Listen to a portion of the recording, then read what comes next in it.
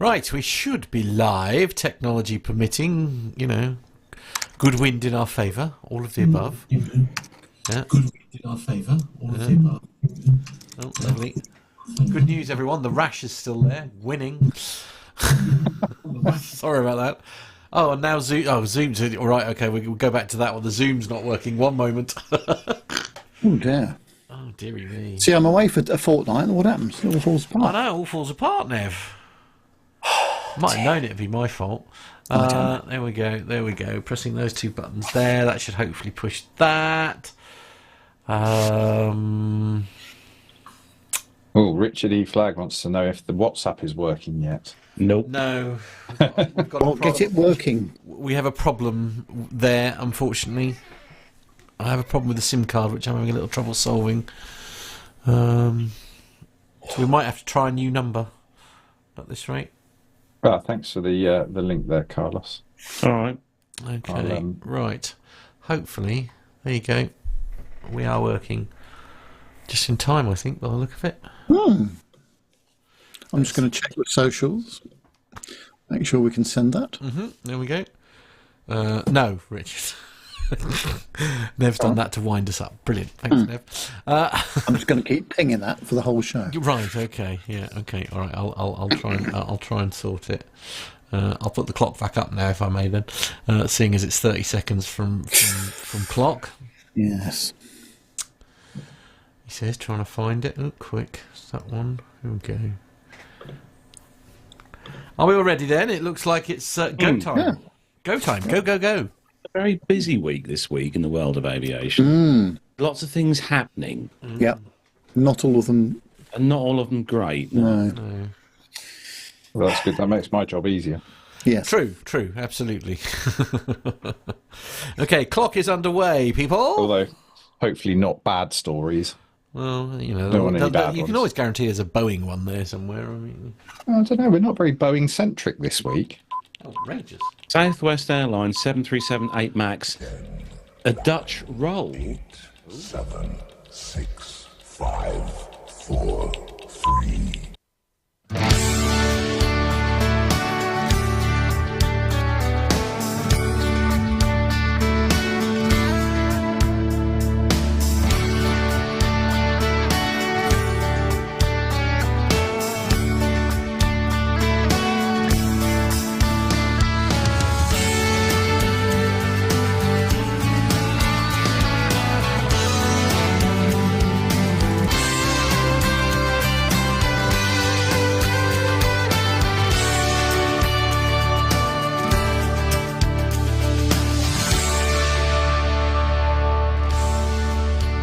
Well, hello and welcome to episode 506 of the Plain Talking UK podcast. I'm Carlos, and in this week's show, we've got a big bang in Toronto, a new water feature in Majorca, a near miss in Mumbai, and a beaten up Airbus. In the military segment this week, we take a look at some goings on at the recent D-Day commemorations in France and some amazing photos from the recent Cosford Air Show. Joining me this week is the self-confessed massive radio nerd, that is Matt Smith. I don't know what you mean. I don't know what you mean. And I read this exactly how it's been written in the show of notes. Yes, okay, Yes. fair enough. just as long as I don't do what the guy does in the film. The one, what's his, Will Ferrell. You must have seen that, where he plays the newscaster. Oh, where he literally reads it verbatim, literally regardless reads, of right. yeah, Okay, yeah. Okay, well, there's a challenge for Nick next week. Then let's see what we can do there. And also back with us this week after his travels across Europe is, of course, our captain of industry and everyone's favourite audiography aviationist, Sir Neville Bounds. Yes, I'm back, and it's just as well by the sounds of things. I know, Stan. So, yes, had a very nice week in Gran Canaria. Had a go around on the way in, so we'll talk about that a bit later on, which was nice. An extra 20 minutes of flying. But yeah, I've been sort of out of commission a bit since Friday because I went to an event for work and I picked up some horrific bug. My first day back to work is today, really, so that's a bit poor, but I can recommend it for, let's say, rapid weight loss. Oh, no. Having said all that, we've just had the medical hour at PT UK before we went live, so we've all shared our ailments and various things that have been going on. And we were basically, because of that, that's why we were nearly late to air, because we were so busy going through our various lists. Never mind. I think we've all reached that age, haven't we? I remember having my eyes tested a couple of years ago, and they finally told me that I was going to have to wear glasses. And I went, oh no, all right. Okay, and he went, oh no, your eyes are really good for someone your age. I thought, oh brilliant, I've reached that point in my life, haven't I? Something's good for my age, winning. Yeah. Yes, and exactly. also joining us this week, he is back. He is our writer of show notes extraordinaire, with his brand spanking new microphone, courtesy of the guys at Audio Technica. It is, of course, Nick Codling. Hi, Carlos. Nice to be back. Good to see you all. It's I've been off for a couple of weeks, but it's nice to be back on and see everyone and keeping an eye on you and making sure you're all doing a wonderful job with my beloved show notes. Thanks, Nick. Good to see you back as well. One day I'll read them. Yeah, I doubt it. God, some things don't change. Even after 506 episodes. Anyway, missing this week from the hosting lineup, of course, is Andy, our resident Airbus captain. He is doing some kind of training thing, I think, somewhere, learning how to fly the Airbus again or something along those lines. But he'll be back next week, all being well, I'm sure, with some stories about exciting sim sessions, no doubt. Don't forget, we have our very last snippet from the Drone Summit this week, plus another retro airline ad of the week. And this week is specially for Nev. I've chosen this one for you, Nev. It's a bit of a classic one, this is, from BA. And we'll be drawing our big competition tonight to win the fantastic Røde camera microphone. Nev, you're ready to give that away, aren't you? I am, yes. And so that the Airbus A350 hat is at the ready for drawing the winners out of as well. So all here ready to go. So we'll be doing that later in the show. Excellent. So I'm going to say hello to everyone in the chat room who's joined us tonight on this Wednesday, the 12th of June. My word, 12th of June already, look. And you wouldn't think looking at the weather outside currently. But anyway, we'll gloss over that.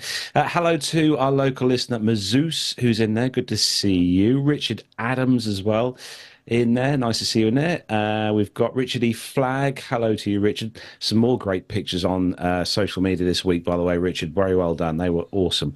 If you don't follow Richard on social media, you need to. He takes some amazing pictures from airfields in and around the UK. Tanya, hello to you, Tanya. Good to see you in there. Ian, good evening, he says, everyone. Hello, Ian. Alan White, our dedicated Dublin listener there over in Ireland. Hello to you, Alan. Good to see you. Excellent chauffeur as well, might I add. Excellent chauffeur he is, yes. Master of None, hello to you as well. Hobby Time, hello, Hobby Time. Richard Adams, good to see you in there, sir. Captain Cruz, full crew again tonight, Captain Cruz says. Darren Smith, hello to you. Masha, hello, Masha. Lovely to see you in the chat room. And also, keeping up with the grey stuff, Mr. Waller, he's in the chat room. Ah, excellent. Hello, Jonathan Waller. Yeah, good to see you in there. He's obviously getting geared up, ready for React, that's coming up very soon indeed. He'll be getting another mention at the end of the show as well, because he sent me some lovely photos earlier in the week. So, yeah, be looking forward to seeing those. So we've got loads to get through on the show, as we said. And don't forget, if you are listening to us on the audio podcast, don't forget to check us out on YouTube every Wednesday night when we are live from 7 o'clock here with the live show. And join the chat room. And don't forget to click the bell icon and subscribe to our channel if you don't already do that. But you do, you know that anyway. Right, Matt, if you're ready, let's do some commercial news. The captain has turned on the seatbelt light. Please take your seats and fasten your seatbelts.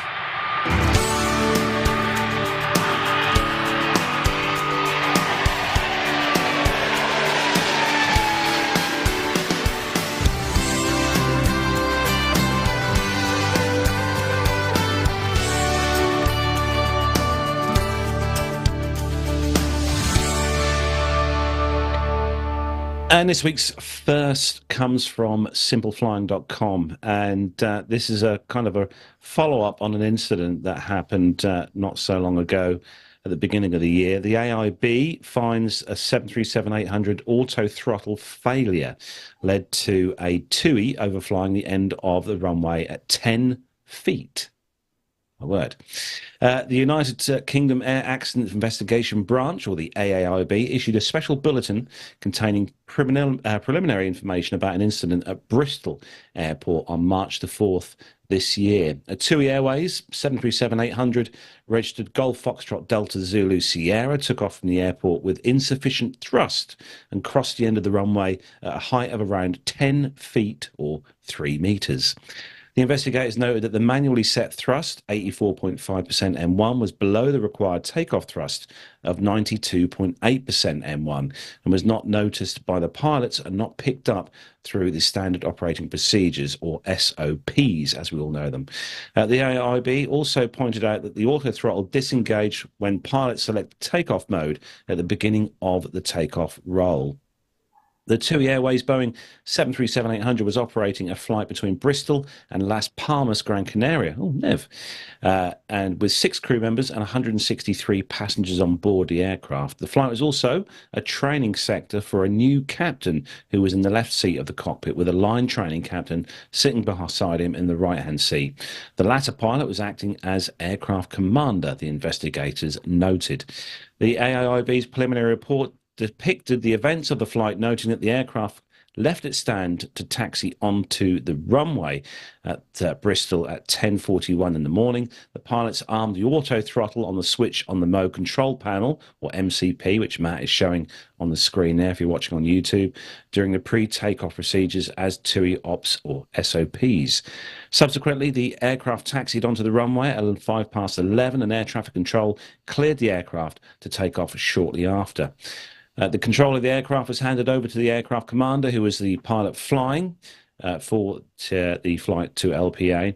The pilot flying proceeded to advance the thrust levers to 40% M1 and wait for the engines to stabilize before pressing the takeoff go-around switch, or TOGA.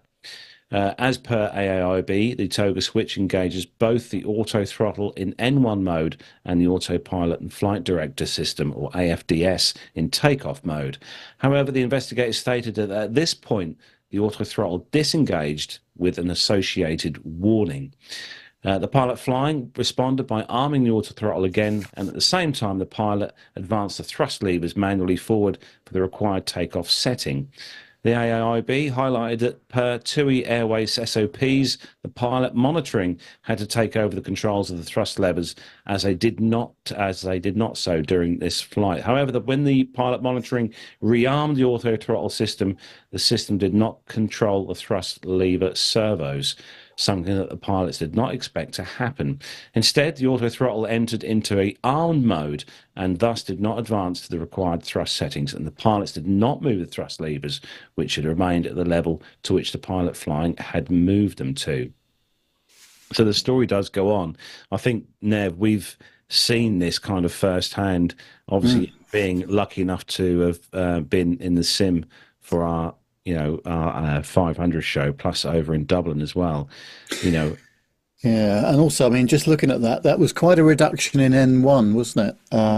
And bearing in mind that the runway at Bristol is not that long. It's 2,011 metres, which is just over 6,500 feet in length, which is one of the shortest international runways in the country. And if you're going to Las Palmas, I know, because I was there 2 weeks ago. It's a 4-hour flight, roughly. I don't know how full the plane was. I don't know what the temperature was on the ground and all the rest of it. But they were extremely lucky by the sounds of things. I'm not making any judgment at all. But it is strange that there was a training captain on board, training a new captain, and neither of them spotted this reduction in N1. But that could have been a very different story because that was, below the required clearance for the end of the runway by some margin. So, very fortunate indeed. Yeah, when I got the picture that Matt put up on the screen there of Bristol's the plan for the airport. I didn't realise how short that runway was, Nev. Yeah, absolutely. And if on a very warm day, which rarely happens at the moment, and with a full load, that's quite a it's well within the aircraft's range for Las Palmas, with the required reserves for go around and diversion, which obviously they've got to have, but.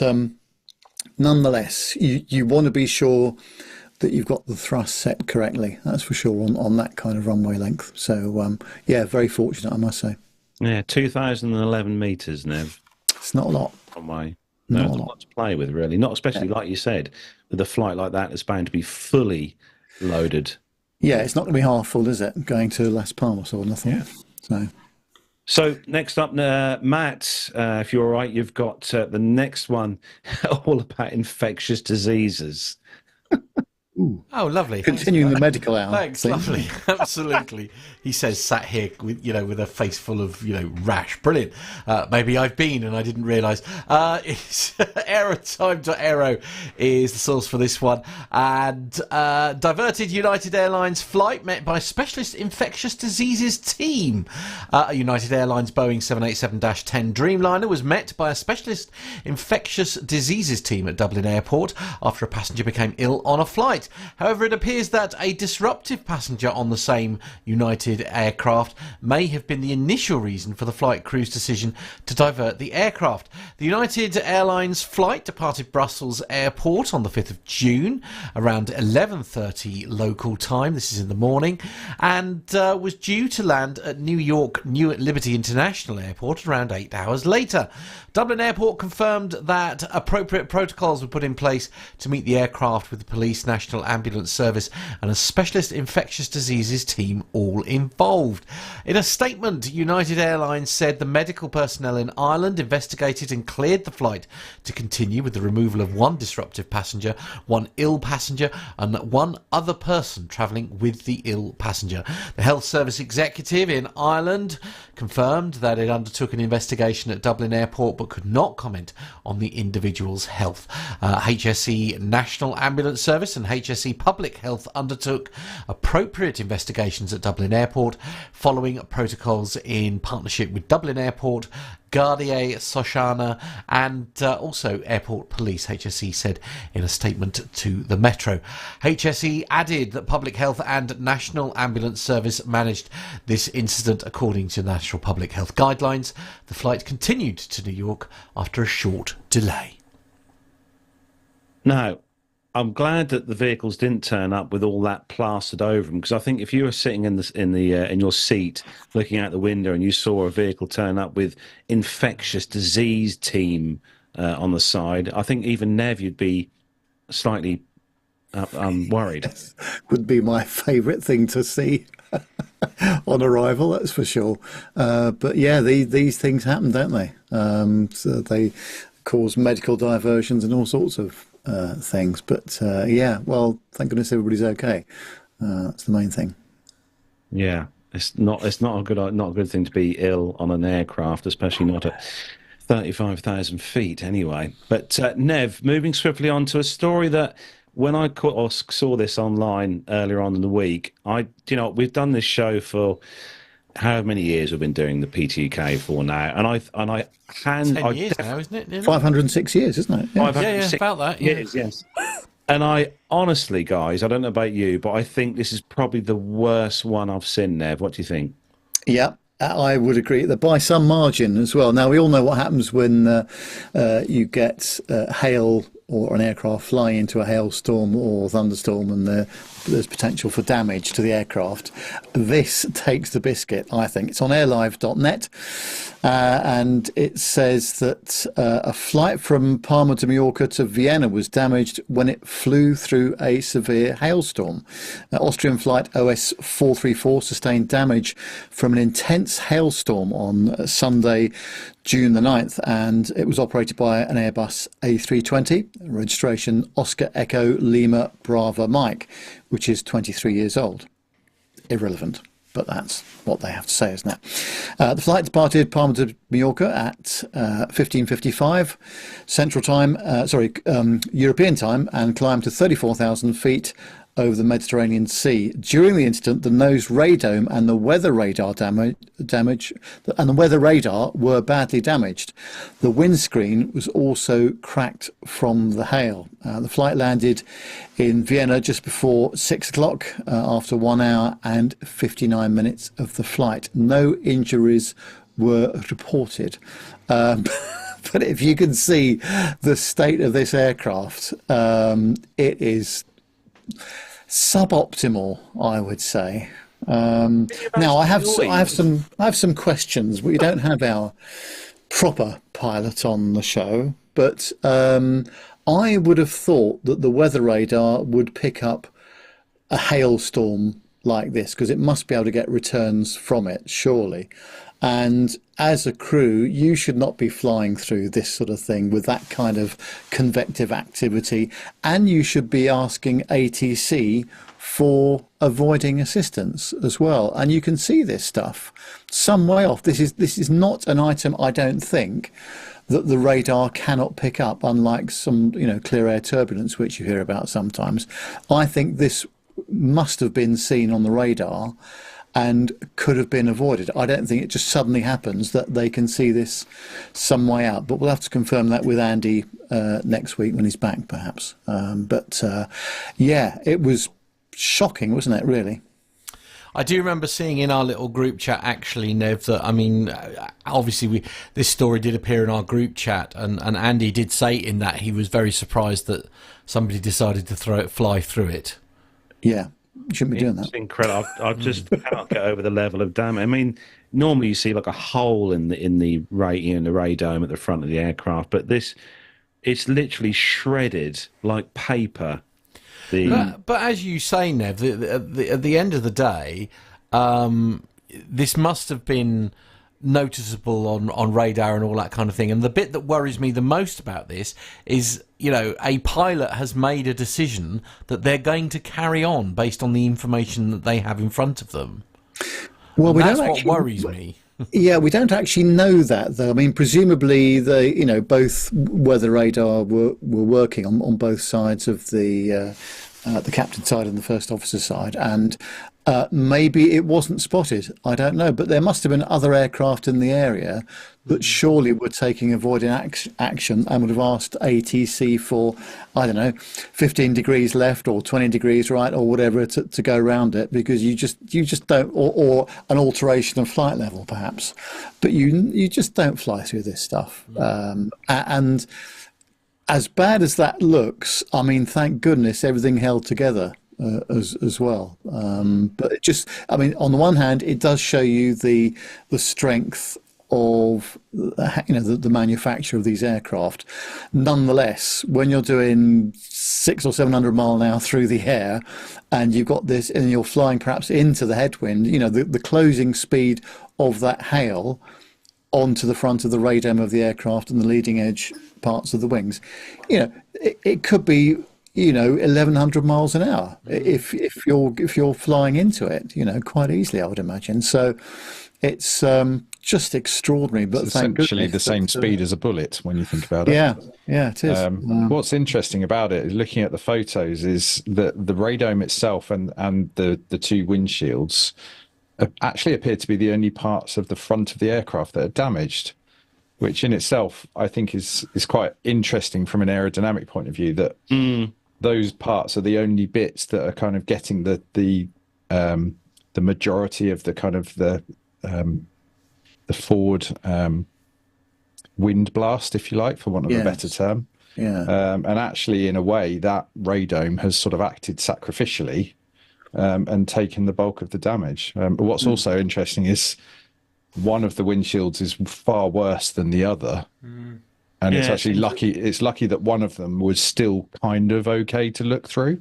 I seem to remember from reading the story that they were, once they sort of ended up on the ground, they were towed, weren't they? I don't think they went to the stand. I think they stopped on the runway. Yeah, absolutely. Yeah. Which I think is fair enough.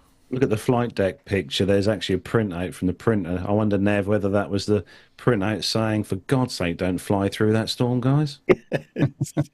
Look at the state of that, honestly. It's just phenomenal, isn't it? Yeah, so some more paperwork to fill out there. And, Definitely paperwork. Yeah. And but isn't it less than one? speed You know, tape. I'm trying very hard here from an amateur point of view, but even as a PPL, Carlos, you are told surely from it's almost, aviation 101, isn't it? And obviously you can't fly in IFR conditions anyway, unless you're qualified to do so. But you don't go anywhere near this sort of situation, do you? No, I mean that was probably one of the first things that I learned when I learned to fly initially was weather. Always checking the weather forecast. I had loads of lessons cancelled because of the weather was bad. When you look at the sky, you thought, well, it's not that bad. Nothing wrong with the weather. But there was always something or due to come in from the coast normally, because obviously the airfield's quite close to the coast. So you'd always get those coastal kind of storms that would come over from France. And obviously, if you're taking off on 27 at Beccles, you'd fly straight towards that weather. So, yeah, definitely one to watch out for when you're flying. Sure. So moving on, next story is airlive.net. This is from another incident. My word, this is like the incident show tonight. Two Airbus A320 aircraft were involved in a serious runway proximity incident in Mumbai in India. For those of you who may have seen the videos on social media, they were on X as well as YouTube, I think, these videos. It's an incredible video. I don't know if you've seen this, Nev. So on 8th of June, an Air India Airbus A320 and an Indigo A320 were involved in a runway proximity incident in Mumbai in India. The two aircraft came close enough to give pilots a dilemma to land or go around with no safe margin. The Air India A320 with registration Victor Tango Romeo Tango Sierra was on the takeoff roll operating flight AI 657, whereas the Indigo A320 registration Victor Tango India Sierra Victor was arriving as flight 6E5053. The occurrence took place at Shangtanli Savli Mahari, can't even know if I pronounced that correctly, probably not, International Airport on runway 27 right, bringing the scenario of close proximity to the runway.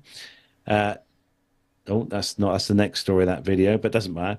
The occurrence, the scene on the footage, the Indigo A320 touched down just within seconds of the A320 Air India lifting off from Mumbai's runway 27.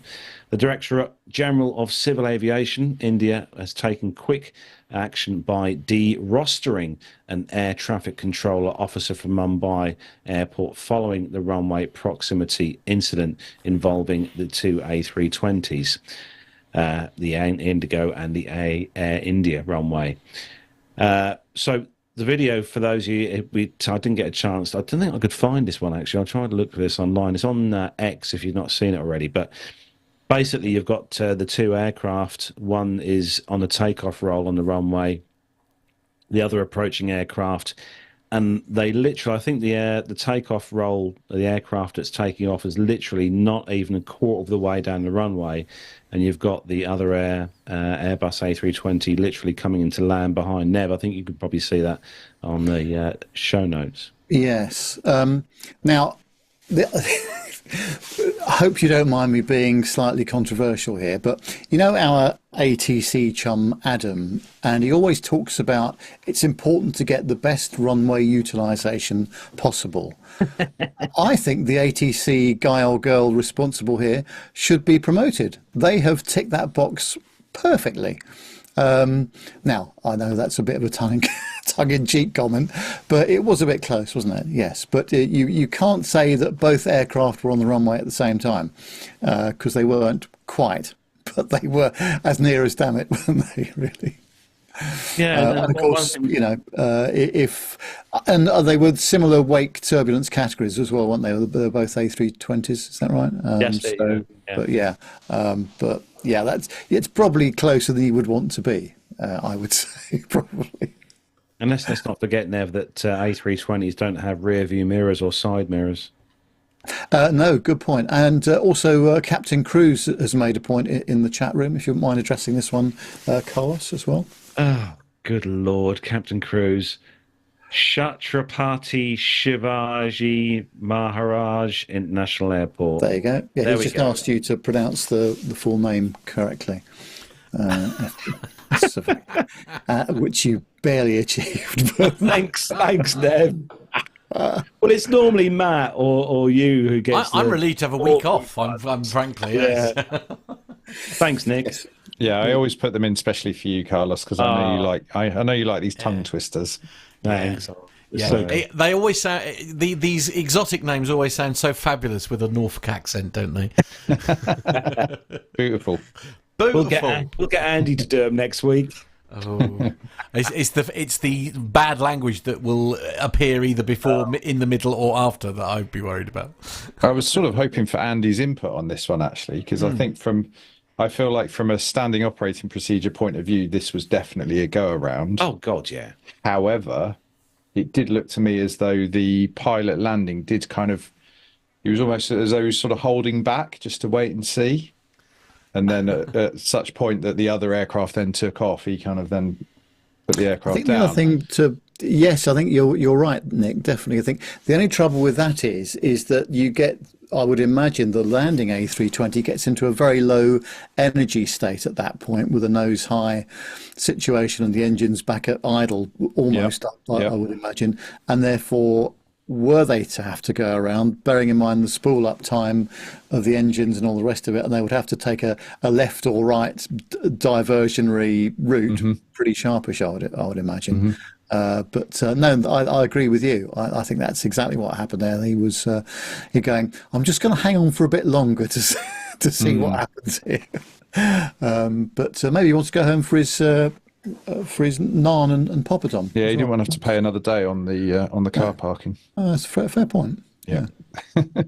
Now, Nev, you got the next story and another incident. God, it's just non-stop, isn't it? Oh dear. Anyway, so this is on the aviationsourcenews.com, and it's all about the Air Canada 777 engine failure in Toronto.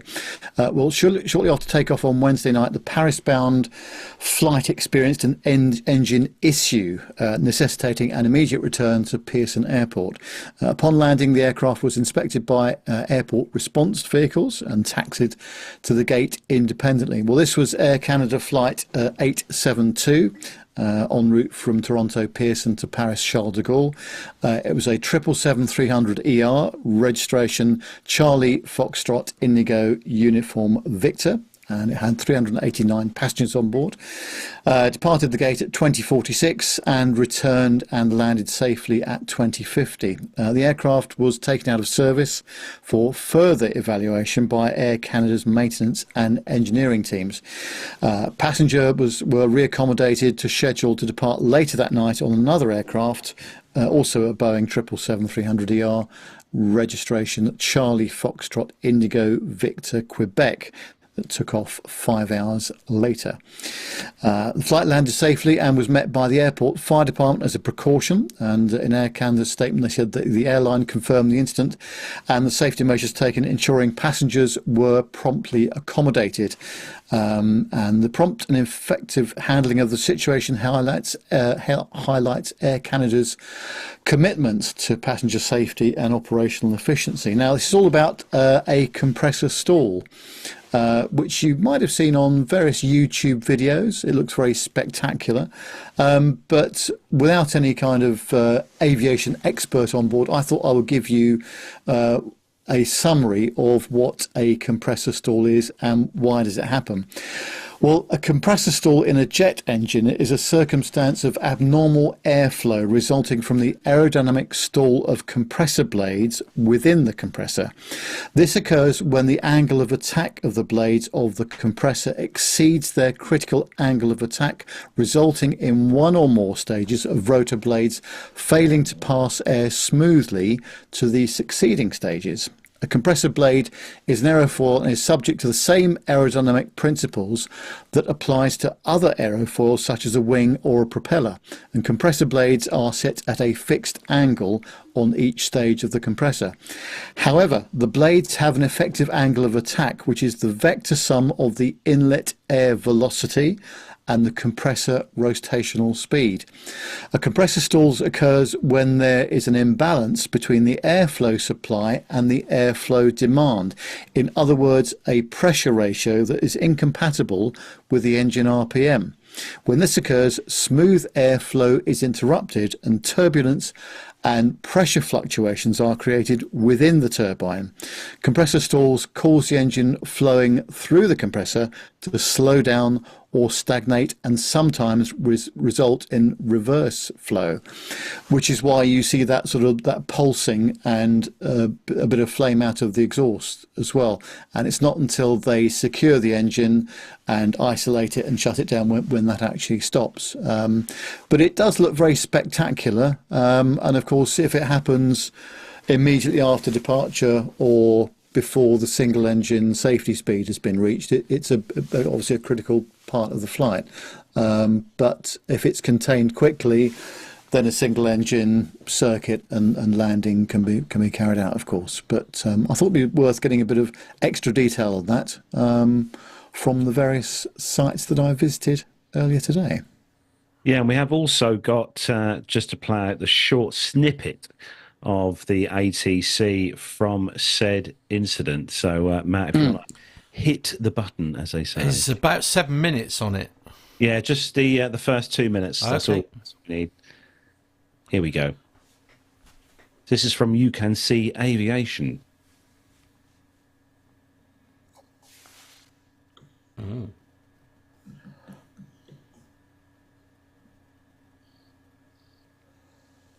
Canada 872, airborne flight heading 330, the wind 210, 15, gust 20, clear for takeoff from my 23. Clear for takeoff from my 23, and initial heading to 330 with a further right heading up to 050, Canada 872. Thank you.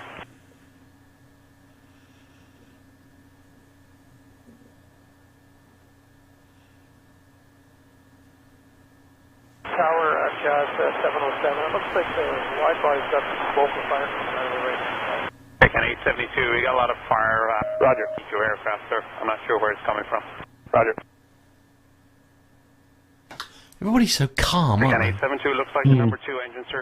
Just that, let me know what you need to do. Pan, Air Canada 872, we've had to reduce engine power on the right-hand side for what's your stall, and we'll need a heading to 050. Air Canada 872, Tower Roger, acknowledge the pan and confirm you want to climb to 5,000 feet or stay your intention. 3,000 feet, please. Air Canada 872, Roger, 3,000 feet and keep going right as much as you need. Right as much as you need, 3,000 feet, Air Canada 872.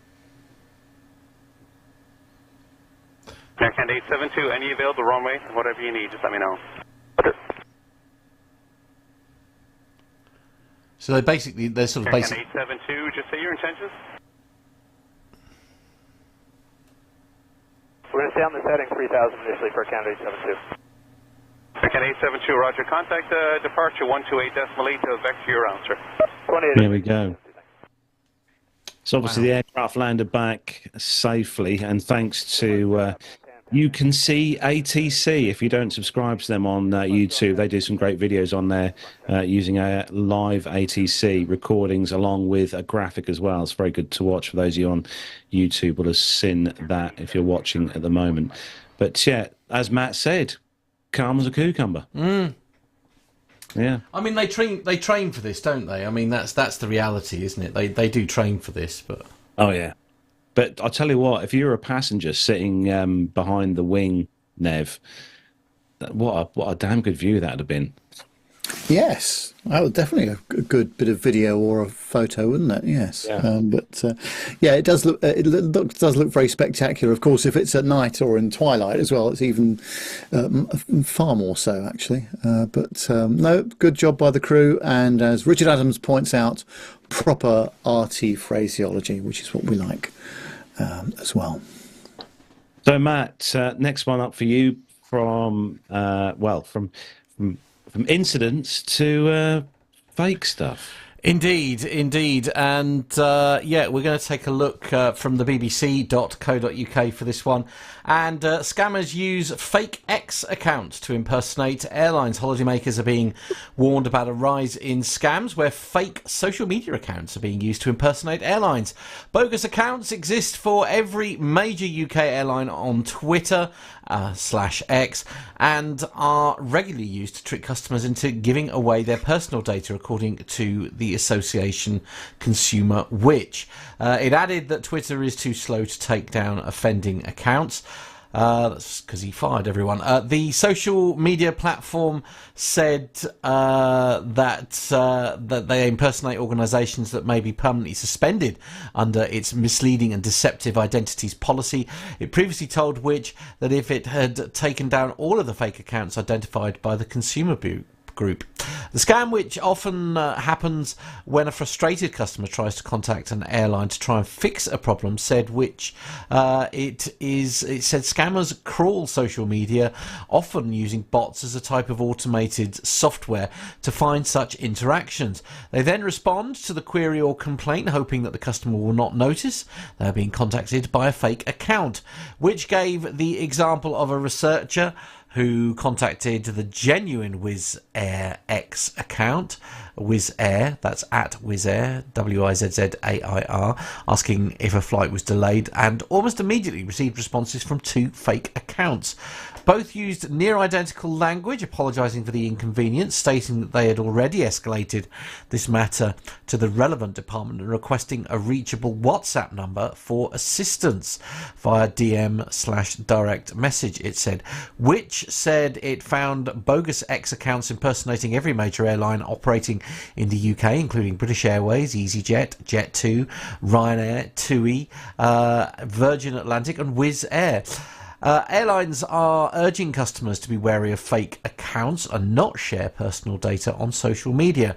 An EasyJet spokesperson said, we advise customers to only follow and engage with our sole official channel at EasyJet, which is identifiable by the gold verification badge for official businesses, for the latest updates or to seek support, and to be vigilant and to not engage with or click on any links from other accounts. Now, this is a method that you've often used, isn't it, Carlos, to if you've not had perhaps the service you would expect, you've quite often taken to social media to do this. So I can sort of understand maybe why there's been a bit of a spike, shall we say. Yeah, it's always worked as well, I will say. Well, yeah, pretty much all the times I've complained, I've got a response from a direct message from the company, but yeah. Fake account. I mean, honestly, fake airline or fake airline accounts. That's just. You've got to watch the scammers. It's happened to us today, actually. Not quite the same circumstances, but as we've got a few minutes to spare, I thought I would share this one with you. How about this? Mrs. Nev goes shopping at the local Sainsbury's, and they have a loyalty card scheme. Beginning with N, and she had about £75 worth of value on it. She just looks at it today, and all the value has been taken off of it by somebody, plus a bit more. So they've spent about £100 worth of points, as it were, when there was only 75 on there to begin with. So apart from the fact they've scammed her out of that money, they've taken an extra 25 quid. I don't know how that's even possible when you've got a points loyalty card and it's now got into a minus thing. It's being resolved at the moment. She phoned them up this afternoon. But honestly, there's just so much stuff around. I've had it with Amex, I've had it with my bank. Fortunately, in every situation, they've been able to trace things, and in some cases, actually, the BA American Express folks have actually told me there's been a scam on my card before it's happened. But then, of course, I've wanted to phone them back myself to make sure that it really is them calling me. I've had it before where somebody's phoned me on my phone. They'd say, "Oh, I'd just like to take you through security, Mr. Bounds." I'm going, "No, I'm going to take you through security. I'm going to put the phone down and I'm going to phone you back. And it was actually them, as it turned out. But honestly, the sophistication of these scamming things and the things you've just pointed out there is a classic example of it, I think, isn't it? Agreed. Yeah. Agreed. Amazing. It's, as I say, social media definitely has its place. But it does come with its sort of various pitfalls and things, isn't it? We just need people to be nice to each other, don't we? I think. Just look at the amount of emails, guys, that we get on our. Don't get me started. Honest. Oh my goodness me! If I get one more offer for somebody to to update our YouTube stats for us, it's kill me. They are just jokers, honestly. Going to say hello to Darren. He's in the chat room, just joined us. Also, Oscar as well. Hello, Oscar. He's in the chat room. And he's also, just back from his hollybobs, by the way. He is flying, yes. He has, and he got a flight deck visit as well. Oh, of course he did. I've been told, yeah. And also, hello to Aviation Kai as well. Hello to you. Nice to see you in the chat room. But yes, keep away from them scams. Never click on the links. That's what you've always told me, Matt. Never click on the links.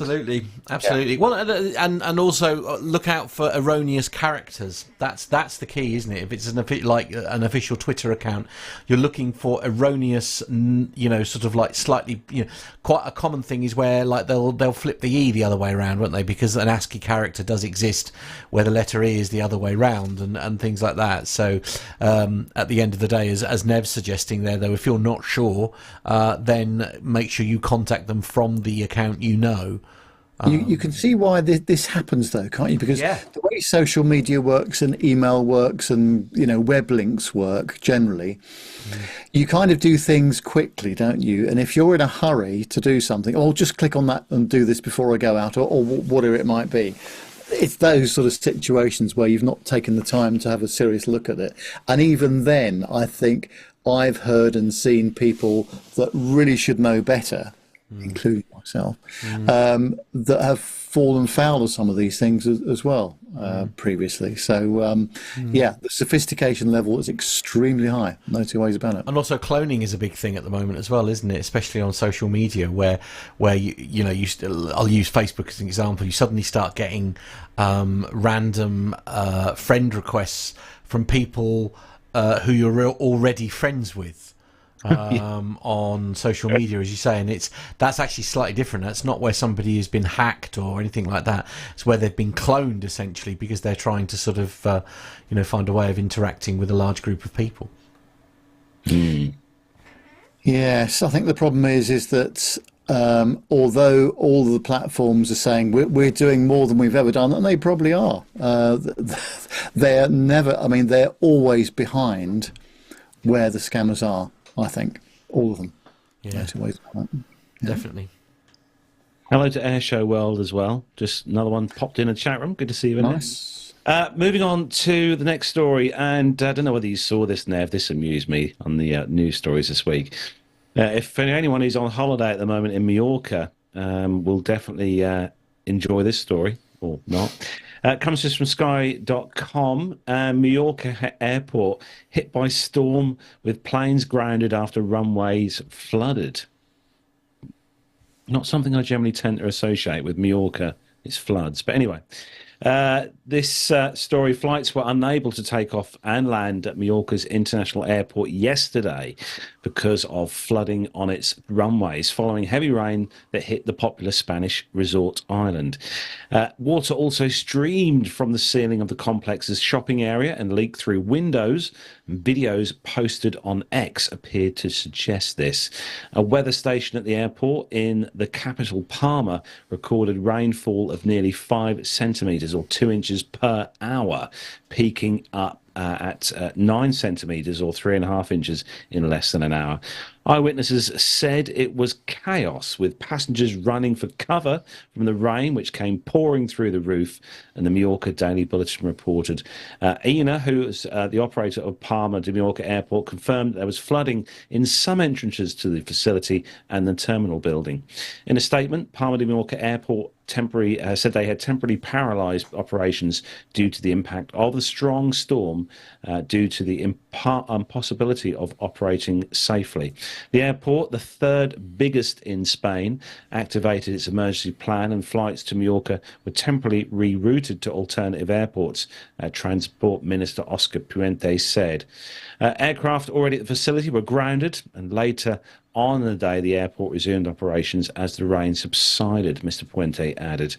More than 31 million passengers used the airport last year, an all-time record. Now, Matt, you obviously played the video there during that. It's safe to say they had a bit of rain. They definitely had some rain. Yeah, that was more than a shower, wasn't it? That was absolutely horrific. And the speed at which it came down as well. Yeah, that was mega. I've never seen anything like that at all. Certainly not in that part of the world. No, I mean, I think one of the pictures that Matt put up there showed the water quite close to the pods, the engine nacelles underneath. I mean, you've only got to get water going in places where it shouldn't be, and then your aircraft is going to be, well, essentially grounded, isn't it now? Yeah, but that looks absolutely horrific, doesn't it? It's terrible. Oh, God, blimey. The duty-free shop as well. Oh, no. What a shame. That was the worst thing. Forget about the airport being shut. What about the duty-free? Yeah, exactly. Oh, dear.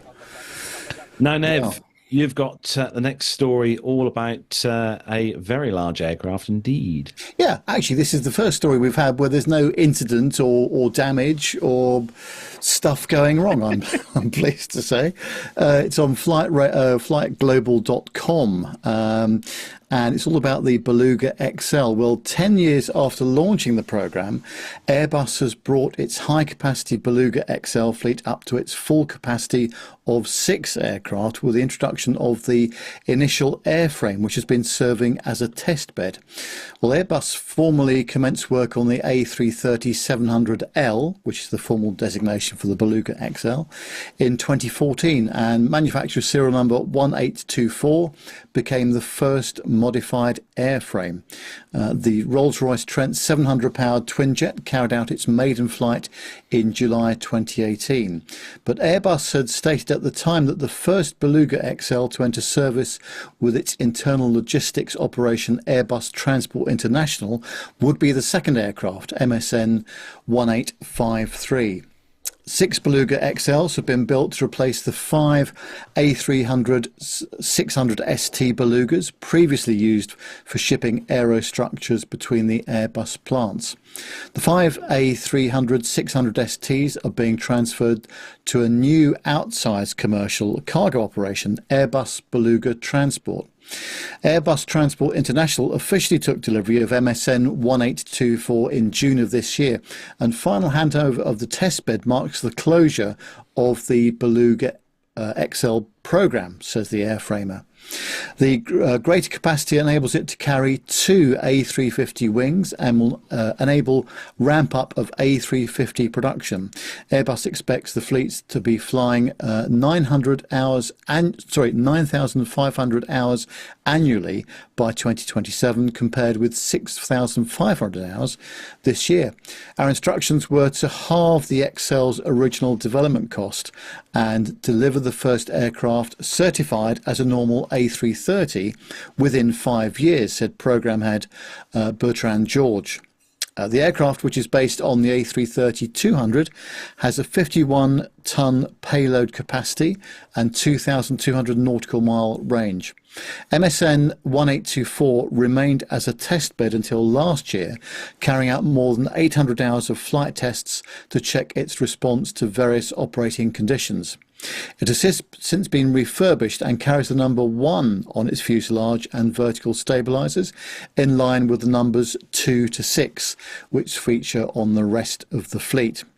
Whilst it's not committed to further Beluga XLs, Airbus is placing the jigs and manufacturing tooling into storage in case the need emerges for additional aircraft. Well, Airbus intends the Beluga XL fleet, which will have a 30-year lifespan, to be operating entirely on sustainable aviation fuel by the end of the decade. and what an unusual looking aircraft it is, and especially if you get to see one take off and land or at low level, as I've seen a few times over at Harden Airport on the North Wales English border, where a lot of the manufacturing takes place. Absolutely extraordinary aircraft. But yeah, amazing, isn't it? It's hard to think this is based on the A330, isn't it, when you look at this? Yeah. No, absolutely right. But no, spectacular stuff. And yeah, if you go to Harden Airport, by the way, there's a very nice cafe, which I have been to a couple of times too, where they do a superb English breakfast, I have to say. Very good. I'm looking for an excuse to go and visit one of my customers there again shortly. So that'll be good. Now we're going to go back to UK airports again for another update, Matt, on liquids. Yes. Now you may remember that only last week we were running was it last week? I think it was, wasn't it? Where we were running stories about how they were sort of doing away with the 100 mil liquids rule. And to be frank, there's been a sudden and somewhat unexpected rule change to reverse it, essentially, at UK airports, which is all very, very strange. Details still to come. As I say, so in last week's It's Story 6, we ran the story that Bristol Airport was to join other airports around in scrapping the 100 mil rule, liquid rule, in favour of the more lenient 330 millilitre restriction. Unfortunately, in the last week, the decision has been taken by the Transport Secretary to suspend this update and to reintroduce the 100 millilitre rule at 6 other airports around the UK. London City, Teesside, Newcastle, Leeds Bradford, Aberdeen and Southend had already adopted the necessary new scanners to facilitate the rule change and had dropped the old liquids rule, some as early as spring last year. Birmingham completed its installation but was told to keep the 100 millilitre rule until while waiting for regulatory approval. The Department for Transport said it was not in response to a specific threat but to enable further improvements to be made to the new checkpoint systems. It's understood that the government department felt that the move that it had to move quickly after receiving some new information about the scanners and will lift the restrictions once the issue has been resolved. The sudden change caused consternation amongst airport bosses who were only informed on the Friday last, the same day as the announcement.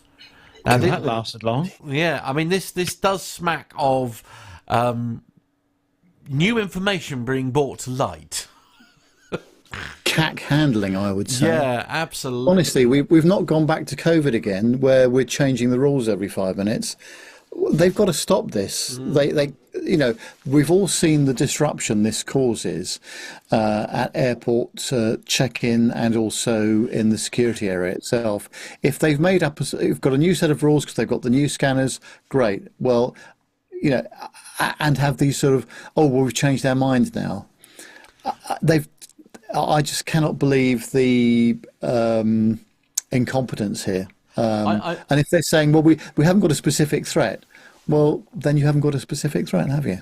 I don't understand. And I have to say that on the Friday, it was absolute pandemonium from the photographs and videos that were being released on social media at Bristol Airport. But I must say, by the Saturday afternoon and Sunday, it more or less got back to sort of like sensible levels. But yeah, as you say, that's the scary thing for me here, really, is that, essentially the airports found out that they were going to have to change everything the same time the rest of us found out. And I do think more could have been done so that the airport had time to reflect. I mean, I dare say, judging by the size of the queues and stuff that I saw on social media on the Friday, that people will have missed their flights as a result of the disruption that this was causing.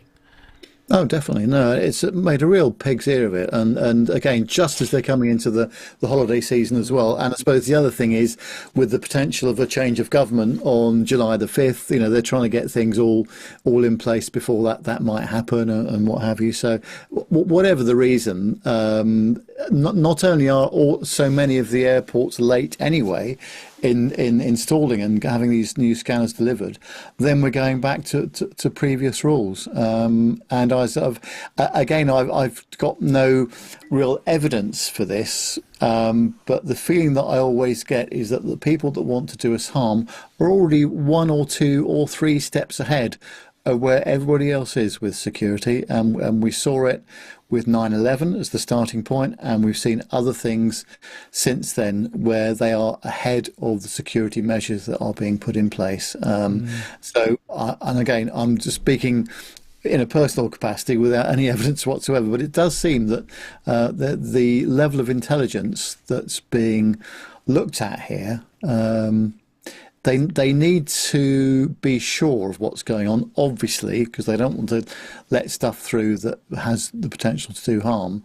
But nonetheless, the financial and the impact on the airports anyway, none of them have properly recovered from the COVID business anyway, in terms of the costs and all the disruption that caused. And here we go again. So.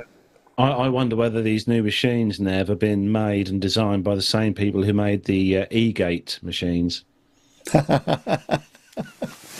Well, we don't know, and we can't say, can we? But we're just putting it out there. You never know. So, next door, last story in the commercial news this week, and this is all from Dublin Airport. Dublin Airport has this week submitted a planning application to create a new dedicated, ready for this, if you're living over in Ireland, viewing area for the public to watch planes taking off and landing at the airport's runways. The proposed aircraft observation facility will be located on the site of the current informal airport viewing point on Old Airport Road, locally known as The Mound. The site is fully owned by Dublin Airport, and the facility will provide a comfortable and safe place for the community to view aircraft movements with a clear view of the south runway, 10 right and 28 left, and the crosswind runway, 16 and 34 at Dublin Airport. Facilities will include a dedicated car park with 22 parking spaces, including 2 spaces for people with reduced mobility and 2 dedicated family spaces. Bike parking as well, and an elevated covered platform with seating. The facility will be fully lit with power provided by solar panels located on the site, and the location has been an informal plane spotting area for the past 40 years, and we think it's time to put more formal facility in place, said Gary McLean, Managing Director of Dublin Airport. Now, this is a blooming good idea. It's just a shame I've got to go to Dublin to see this, but hey, it's worth a 34 quid flight with Ryanair, I suppose. Yeah, meet up with our mate Alan White for a Guinness, and I can't visualise where this is actually, this viewing point, but I'll have to have a look. But no, it sounds great, doesn't it? And it's about time. So many people, or so many facilities have been taken away again because of the security issues in the past. The top of the Queen's building at Terminal 1 at Heathrow, the viewing area. That was, everybody used to go there, and I spent many a Saturday or a Sunday afternoon up there. They had a lovely cafe, and it was where young people, got the taste for aviation as well. Same with London Gatwick. Manchester is slightly better because there is some viewing there, but so many of the regional airports just don't have any of this in the UK at all. So it's good to see Dublin are doing something and having a more sort of formal arrangement for it. Yeah, actually, Owen in the chat room. Hello, Owen. Nice to see you in there. He says that apparently Dublin Airport are paying for the whole thing. Yeah, they don't have to do this. I think we should a real round of applause to Dublin Airport for this, because this is going to cost them quite a few euros, I would imagine. And, there's not necessarily any value to the airport in doing this. So it's a big round of applause to them, I think. As somebody that enjoys going plane spotting myself, and only a couple of weeks ago, my son and I were up at Heathrow, and we actually found a really good new spot to go and watch the planes there, and even managed to park my horrible old diesel car outside the ULEZ zone, so that saved me a few Well quid. done. Nice. But yeah, it's brilliant. I think this is such a lovely story. I kind of feel inspired to want to go plane watching at Dublin now. Didn't the one at Road trip. Didn't the one at Heathrow, Nev, have that Fokker 27 on the roof? I beg your pardon? Language. Didn't the one at I'm sure the one at Heathrow had an aircraft on the roof. Do you know, I can't remember. At Amsterdam, their viewing area, they've got a Fokker 100 jet there in KLM livery at Schiphol. But I can't remember what they ever had at Heathrow. But there's bound to be some pictures of it somewhere. Darren in the chat room says that Gatwick had a Herald on the roof. Oh, did they? Okay. Yep. Yeah. Amazing. Yeah, but no, Heathrow did have a really good viewing on there for a long while. But blimey, honestly, I wish they would bring that back again at Gatwick and Heathrow, because that would be incredible for that. Mind you, let's not forget, team, that we are very lucky as PTUK hosts. We have probably seen and had the best view that you could possibly have at London Heathrow Airport. Apart from Nick. Apart from Nick. Yeah, still waiting on mine. Obviously going up to the top of the control tower on many occasions now that we've been lucky enough to do, and that view, Nev, you agree, is quite the view. Yeah. No, it's been great, and we've been spoilt rotten over the years. So yes, let's see if we can have a word with some folks and see if we can get Mr. Codling up there as well. Yes, please. Yeah. I wouldn't bother. He doesn't seem keen, guys. No. Yeah, whatever. Let's not do the whole sim thing afterwards. Yeah. No. Right, time to hand things over to Nev, I think, to introduce this part of the show. Nev, being as you've been away for a little while, and as I chose this one especially for you. Yes, well, it's the retro airline ad, and I actually have not seen this one yet, so I can't wait to view it. Well, this week we're heading back to 1975 with British Airways, and it's the dawn of a very special aircraft indeed.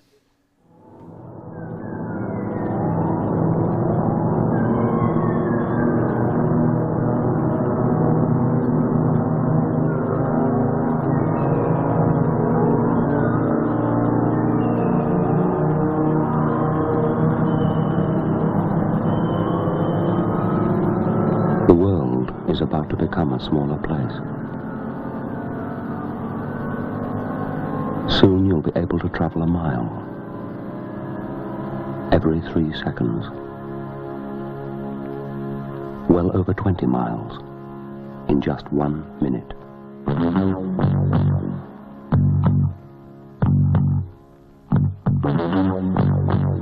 The phenomenal Concorde from British Airways.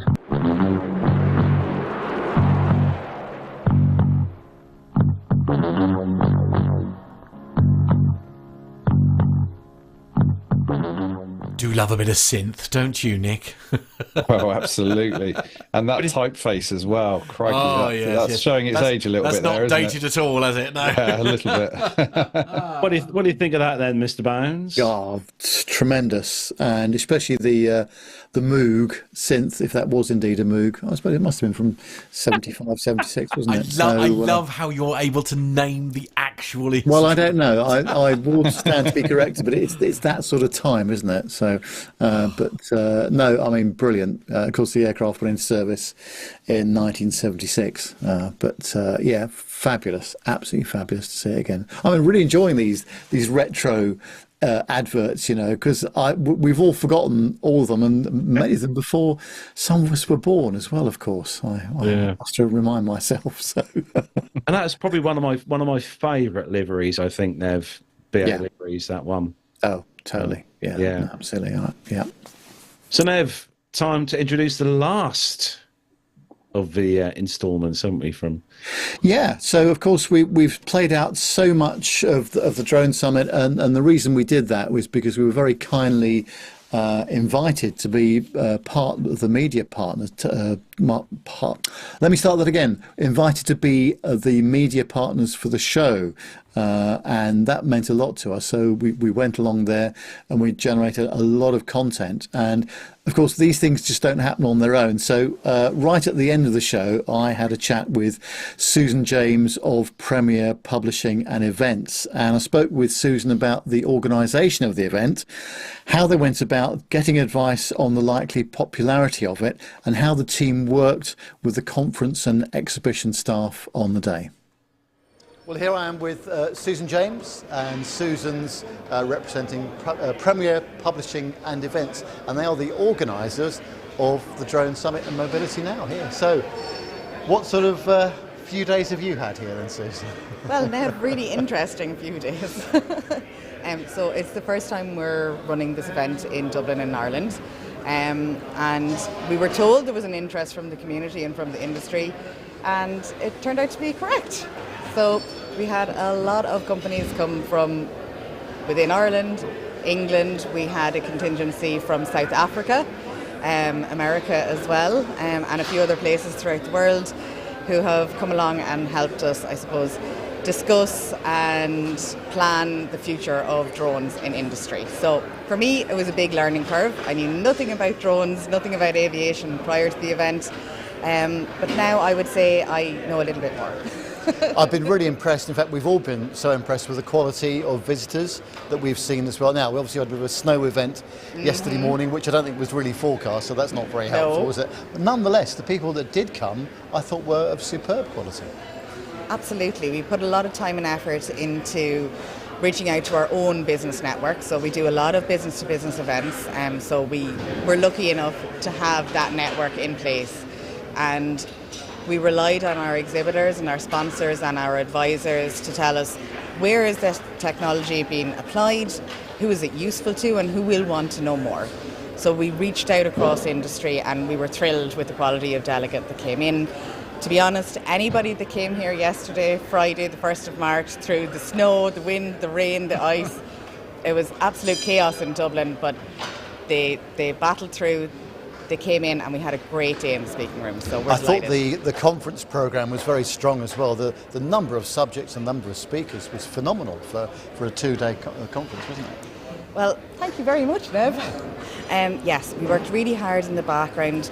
We listened to industry and to our advisors on what that content should be, and I think we pulled it off. It was really good. We had representatives from regulatory bodies, governmental bodies, and then those from industry that are breaking boundaries and really pushing the industry into the future. And I personally found it eye-opening, but the professionals in the room came out really, really positive and great feedback, so we're delighted. And do you think that they'll be back again next year? Was the response a really good one? Absolutely. Absolutely. A resounding yes. We've already had some inquiries about those wanting to book in for 2025. So I think we'll take a rest for a week and then get on to planning next year. How long did it take you to plan the whole thing from scratch? Start to finish, about 12 months. In the background, a lot of work goes on in planning and organisation. And then once you start engaging exhibitors, you're probably talking about a 9-month process in total. So our own little baby of events. These things don't plan themselves, so there's a lot of work that goes on behind the scenes for all of you guys and girls. Absolutely, as you know. Well, yeah, it's been an absolute pleasure to be here over the last couple of days with you, Susan, and the team. We have thoroughly enjoyed ourselves. We have learnt so much, almost for us, for a standing start, about drones, the operation, the regulation, and how professional people would like to be. So we're looking forward to coming back next year as well, if you're going to hold the event. We can't wait to have you back, Nev. The whole lot of you have been wonderful, and thank you for your support. You're most welcome. Thanks very much indeed. Thank you, Nev. Cheers. And there we were. Nice. That's a wrap. Yeah, nice round off to what was, a really good, few days for us as a team. And as Nev said, we were looked after. We had a really good night there. The first night we were there.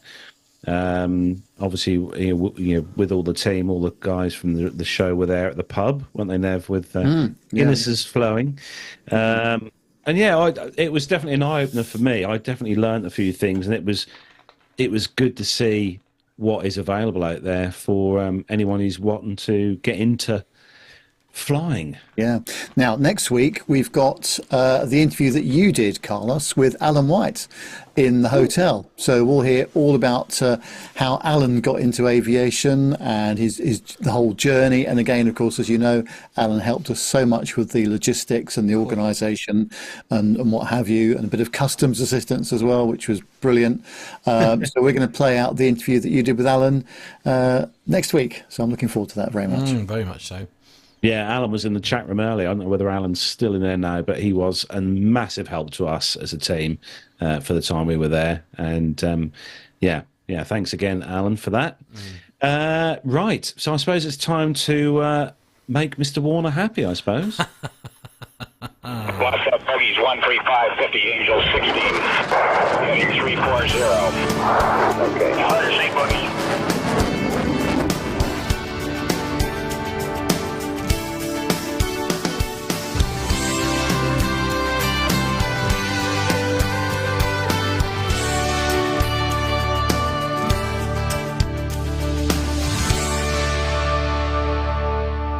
So the first one that comes to us from scramble.nl, and it's safe to say we've got to thank Jonathan Warner for this one, and we're also going to play out a few of his excellent photos very shortly from the last weekend's Cosford Air Show, so make sure you stay tuned for that. This is all about the AN-22. Now, we always talk on the show about Russian military aircraft that tend to just go on forever and ever, and most of these are still flying 1,000 years after they first flew. But the AN-22 is to be retired. In 2024, the Russian Federation Aerospace Forces will cease operations of the world's largest turboprop aircraft, the Antonov AN-22. The transporter is operated by the 8th Military Transport Aviation Regiment, part of the 12th Magistronaya Military Air Transport Aircraft Division. Scramble magazine assesses that less than 5 AN-22s are still in active service. Early in June, Lieutenant General Vladimir Benetov, the commander of the Military Transport Aviation, made the announcement highlighting the significance of the unofficial capital of the Tyre Megalov, the unofficial capital of Russian military transport aviation. The 12th Division is stationed here, he said, and it currently operates the AN-124. And before that, we had the legendary Ante, whose operation we are ending this year, he stated. The decision marks the end of an era for the legendary aircraft, which has played a pivotal role in both military and civilian operations for nearly 6 decades. The AN-22 first took to the skies on the 27th of February back in 1965. Known for its exceptional flight capabilities and the ability to operate from unpaved runways, the transporter became an indispensable asset for transporting oversized cargo and equipment to remote and hard-to-reach areas in the Soviet Union. Its high payload capacity, long range, and fuel-efficient engines made it an economical, viable, and for various heavy transport missions. Between 1965 and 1977, 66 AN-22 aircraft were produced at the Tashkent Aviation Plant in Uzbekistan. Of those, approximately 60 were integrated into the Russian military transport fleet, and the Ante is designed by the Antonov Design Bureau in the Soviet Union. Powered by 4 turboprop engines, each driving a pair of contra-rotating propellers, the design was for the first wide-body transport aircraft and remains the world's largest turboprop-powered aircraft to date. The AN-22 first appeared publicly outside the Soviet Union back in 1965 at the Paris Air Show. It's definitely one to see, and if you've not seen a YouTube video of these, watching those contra-rotating propellers start is very weird. It is honestly a very weird thing to see if you've not already seen it, seeing propellers contra-rotating in front of you. Yeah, just goes to show these aircraft go on forever and ever, doesn't it? But Nev, you've got the next story, and obviously it's celebrating a very special occasion indeed that we have been over the last sort of week here in the UK. Yes, I'm going to tread extremely carefully with this story, but nonetheless, it's in thesun.co.uk, and it's about the 80th anniversary of D-Day. Unfortunately, instead of meeting German guns as their forebears did in darkness, the Brits were faced with French passport control and cheers from nearby crowds. Border guards set up a customs post in the corner of a field and stamped every UK soldier in. Do they not understand the irony of that? But Brigadier Mark Berry, the commander of 16 Air Assault Brigade, said it's something we haven't experienced before. But given the royal welcome we have had from every other feature, it seems like a very small price to pay for coming to France. Brigadier Berry paid tribute to the 23,000 airborne troops from Britain, America, the Commonwealth and Canada who used parachutes and gliders to swoop behind Nazi lines in the early hours of June the 6th, 1944 as part of Operation Tonga. They landed hours before the beach landing started with orders to destroy a gun battery and secure control of 4 key bridges, 2 of which they captured and 2 which they destroyed. Brigadier Berry added the soldiers 80 years ago were jumping at night with considerably less sophisticated equipment into enemy-held territory. Today, I know that I won't meet an enemy force that 80 years ago was presenting an existential threat to our nation, he added. It is crucial that as the last of these individuals who actually served in D-Day are beginning to move on from this earth, to remember what they achieved here. As commander of 16 Air Assault Brigade, the UK's global response force, Brigadier Berry was first out of the door of the Royal Air Force A400M transport plane that delivered the first UK troops. His troops were cheered by hundreds of spectators who lined the edge of the drop zone at Sannerville, around 5 miles from the sea. French onlookers shouted thank you, and the children lined up for high fives as the paras walked past. US and Belgian troops who jumped alongside the paras were not required to check in with the French immigration control.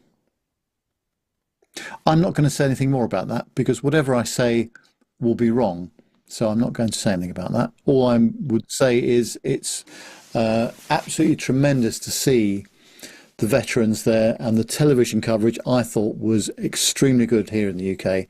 A lot of time given over to it. And of course, some of those, ladies and gentlemen, will not be around, perhaps in a year's time. But it was absolutely, very moving, I thought, to see them there. Absolutely. Couldn't agree more. Now, this time last year, the team were at RAF Cosford for the air show. I was there. Nick, you were there as well. Nev, you were there as well. And it was, can I just point out, it was slightly different weather this time last year for us. I mean, Nev was getting burnt, so was Nick. It was just, a lot warmer. But anyway, this year we couldn't make it, but Jonathan Warner, who's in the chat room, was there, our resident military aviation photographer. He took some pictures. Matt's going to put them up on the screen. For those of you watching in the world of YouTube, you're in for a treat because Mr. Warner, as most of you know, does take exceedingly good pictures. So here we go. We'll pop them up on the screen. Now, Mr. Warner's going to have to explain to everyone in the chat room what these are. We probably should have dumped him on the Zoom call, to be fair. Somebody send in the Zoom link quickly. This that's an aircraft that looks really good. I can't help but feel we're slightly unprepared for this. The next one is Eurofighter Typhoon. Oh, okay, all right. Oh, very good. Yeah, okay.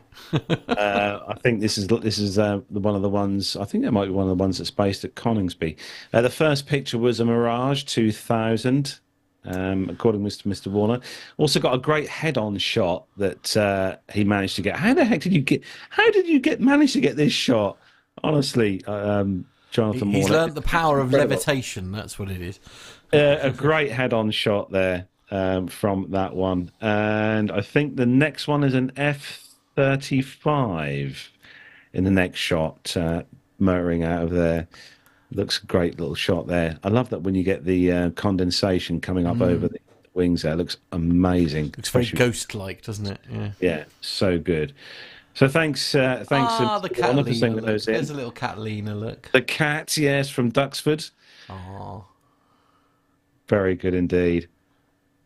Now, don't forget as well, for those of you watching in YouTube world, if you've got some good pictures from air shows that you've taken this year, or the upcoming air shows for this year, don't forget to send them in to us via email at the moment, because the WhatsApp line is not working. But yeah, definitely get those emails into us. We've got some information actually coming up at the end of the show in regards to a very important air show that we're attending this year, but more info on that in a moment. Nev, time to hand things over to you, because you are giving away stuff. Yeah, it's non-stop today, isn't it, for giveaways?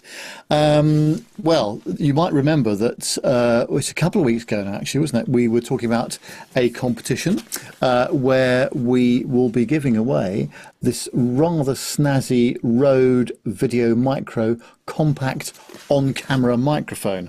And I have acquired this item.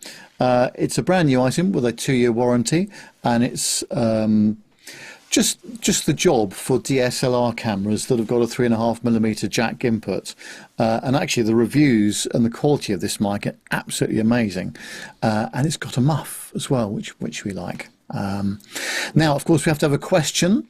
And the question was all about cockpit voice recorders. And the question is, what year did cockpit voice recorders have to be mandatory installed in commercial aircraft? Now, inevitably, there were several different answers to this question, because I did not make it clear whether it was UK, Europe, US, other parts of the world. So I said it was 1965 when commercial airlines were required to install a cockpit voice recorder, which is the second black box. The first generation of these used to use magnetic tape, of course, on a loop to record 30 minutes of the ambient cockpit noise and the flight crew's conversation.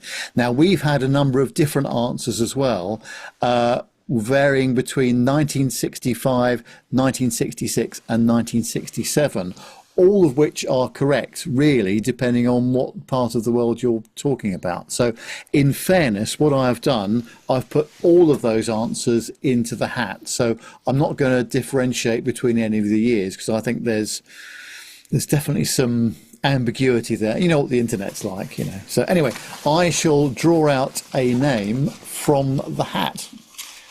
From the Airbus A350 hat today. Let's have a look and see who has won the prize. It's Alan White. How about that, Alan? Well done, sir. Excellent job. I think I've got your address somewhere, so I shall send you this. Well, I'll find a way of sending it to you without causing you to pay duty on it. Put it that way. Leave it to me. We'll find a way of doing that. So well done, Alan. Excellent job. Yes, well done, Alan. Nev, if you'd like to send that to me, I will. I'll not send it to Alan. I'm yes. not sure that's how that works. I don't think the presenters or any of the PTUK staff are allowed. I agree. Freebies. I agree. Oh, it's such a spoil sport. Yeah. So anyway, I'll send it off to Alan, and I'll work away, find out a way of getting that to him, or we'll meet up somewhere perhaps, because he's often in the UK and I'm often in Dublin, so I'm sure we can find a way of doing that. So, Nev, you've got the next part of the show, which we're going to call Nev's Go-Arounds. Yes. Well, I've actually spoken to a number of airline pilots who've told me they've only had, 2 go-arounds in their 25-year career. Well, I've had 8. Obviously, I'm not flying the thing. You're greedy. But the reason I mention it was because we had one going into Gran Canaria the week before last. So I thought it might be interesting for you, because I've actually documented them all. I thought it might be interesting for me to tell you about them. And obviously we've got the appropriate music to go with it. I do like this. I hope we don't get a copyright strike, but I reckon if APG can get away with it, I think we probably can as well. Anyway, so the first one was coming into Oslo. This is going back probably to about 1987, 1988. It was an SAS MD-81. Of course, SAS operated a lot of those aircraft back in the day. And this, of course, is the original Oslo airport, not the current one they're running into. And the reason for that was it was extremely foggy, and we just went around because I think the visibility went below minima at the last minute. So that was the first one. Then at London City Airport, this was an interesting one, on the British Airways BA 146 or RJ 100, can't remember which variant it was. This was actually from some way out, because we actually failed to capture the glide slope properly. Obviously it's a steep approach mode they use into London City Airport with its 5.5 degree glide slope. So we just went around and spent 20 minutes holding somewhere, and then came back again. The next one was at London Heathrow, British Midland 737-400, if you those that can remember that. That was one of those situations where the aircraft ahead failed to clear the runway in time ahead of us. This was coming in on 09 left, I think it was. And that tends to happen because they tend to do a bit of a long landing run sometimes, and if they don't make the right turn off, then you end up going around. And the exact same thing happened with the next one as well. Same place, same runway, British Midland A321 this time. Aircraft ahead failed to clear the runway in time. Going back into the 90s now, this is in Norrköping in Sweden. This is about halfway between Stockholm and Gothenburg. SAS commuter aircraft, Fokker 50, a very nice commuter aircraft, coming in from Copenhagen to Norrköping. Again, the weather can be a bit fickle there sometimes, especially in the winter, and I think the crew lost contact with the runway due to fog. We actually held for 1 hour before we landed, which is a bit much on a flight which was only 45 or 50 minutes to begin with. We ended up holding for an hour before we could land, but we were on the point of diverting to Stockholm, I think, at one point. Washington Dulles, in the USA, one of Matt's favourite aircraft, United 757-200. You've enjoyed it. This was a ridiculous situation. I think we were lined up for 19 centre, and I think ATC asked them for a very late sidestep to 19 right, and it did feel very late indeed. It felt very difficult to work out heights, isn't it, when you're above the ground. It felt like about, I don't know, I'll say 1,200 feet, something like that. I don't know whether it was, but it just wasn't going to work, and the air, we just became unstable, so we had to go around in the end. I forget where we were flying from. I think it was from Dallas, Fort Worth, probably, if I remember correctly. Here's a nice one. Glasgow, Heathrow to Glasgow this was, BA A319. No information from the flight deck or cabin crew at all. Nothing. We were on the approach to runway 23 at Glasgow, about 500 feet off the deck. Just went around, held for about 5 minutes, and came back into land. No information at all from the crew. I don't think that would happen today somehow. I think definitely the cabin crew would say, the captain has discontinued the approach, blah, blah, blah, etc. But no, just no information whatsoever. And then the last one was 2 weeks ago, Las Palmas, Gran Canaria, BA A320-200, a very old aircraft. I think it was a 23-year-old ex-British Midland, wasn't it? Now, Las Palmas, it can be a bit windy, and on short final, we picked up a hell of a wind shear, and I think that at about I don't know, 300 feet off the deck, there was a massive spool up from the engines. Because I think we lost, I spoke to the crew, and we lost about 12 knots on short final, even though they'd added, you know, a lot more to the airspeed in the first place, but we lost 12 knots of that. But by the huge power up of the engines, that actually put us beyond the runway threshold. And I'm just looking at the FR24 radar, so we went around at about 175 feet off the deck, and then just it came in back for another approach about 20 minutes later. Mrs. Nev had never experienced a go around before, and she's not a brilliant flyer anyway. Of course, I was massively excited. My only regret is I didn't have the phone out, of course, and film the whole thing, you know, and I'm telling her what's going on, and, you know, it's all exciting. But she was less keen than I, put it that way. But that's the 8 so far, and I'm, you know, just waiting for the next one. Yeah, the aircraft you flew home on was 19 years old. Oh, so relatively new then. Yeah. Yeah. How was the ancient aircraft that you flew on anyway, Nev? Because actually, obviously they were ex British Midlands. British Midlands. Yeah, I mean they weren't bad actually. Obviously the interiors have been refurbished, but in the front row they've got those drop-down trays as well, which look, I mean, they can be used for baby changing, I suppose, as well. Yeah, they're getting on a bit, and certainly BA are getting their use out of these aircraft. That's for sure. But that was all good, and I think it was quite interesting. But yeah, I think again the crew did a great job, and I just managed to have a quick chat with the. Funnily enough, I was talking to the captain, and just as we were disembarking, I was having a quick chat with the captain. The first officer, whose leg it was, came tearing out of the cockpit and straight into the toilet. Now, I don't know whether that was because he was needing to go, or whether he'd had some sort of physiological situation which required him to go there a bit earlier. I don't know, but anyway, it was all good fun.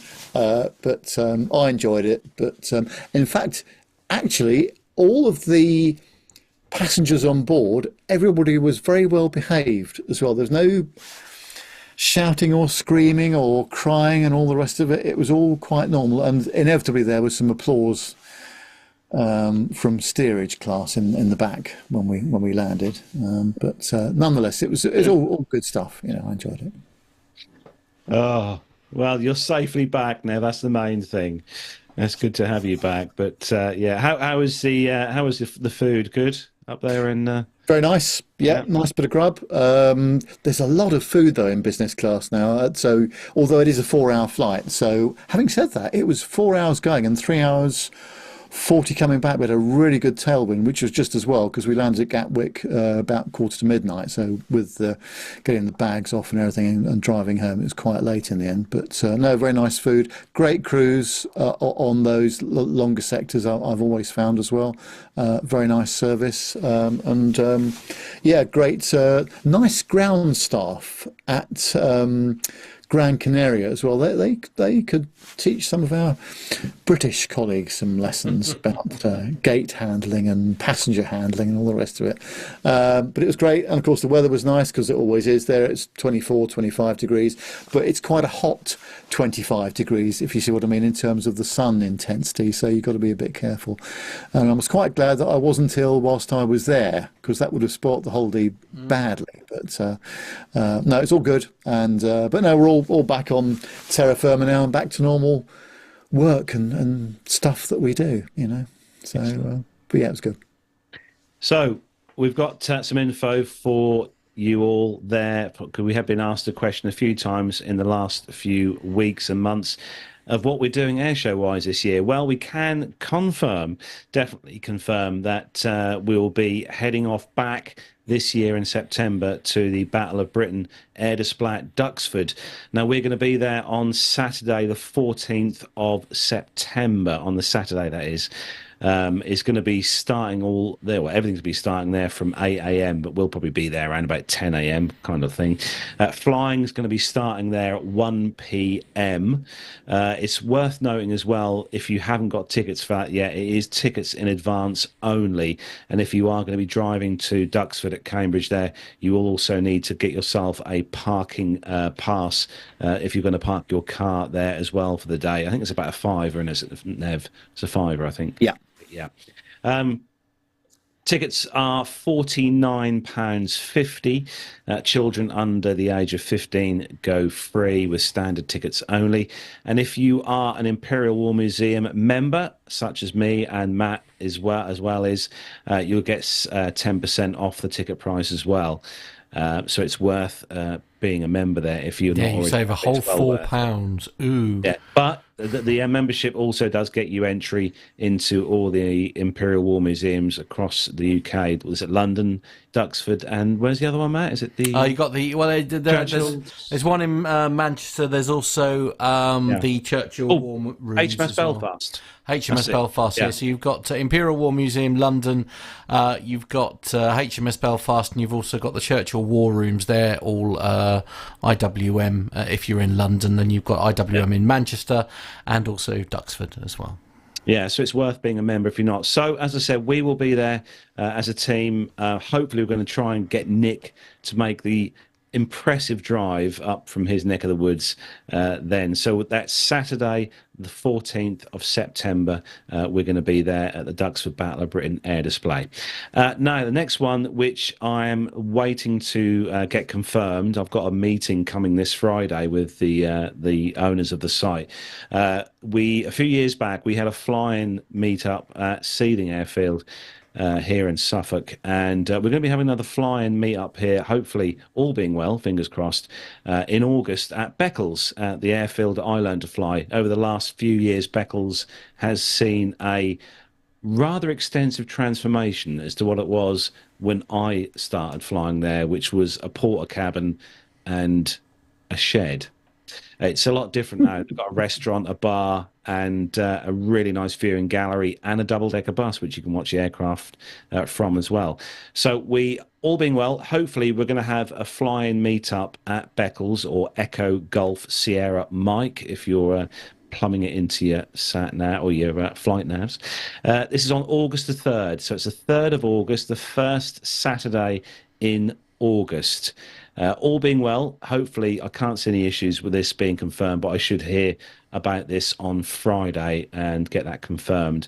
But pop that in your diaries, August the 3rd for our flying meetup. Well, hopefully I have been in touch with a couple of our flying members of the family this week who have said that they are definitely going to make a very big effort to fly in with their aircraft. So if you have got an aircraft, you can fly in to there as well. But more info on that on next week's show. So looking forward to that. And also Nev's going to come down as well. He's going to travel up from Buckinghamshire, aren't you, Nev, for that day. So that'll be good.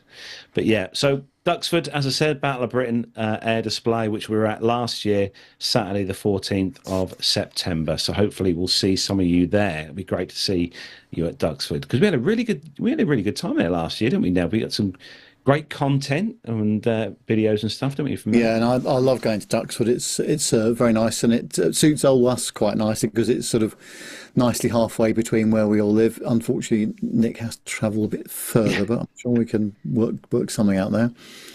Maybe we should get a private jet from Exeter for you.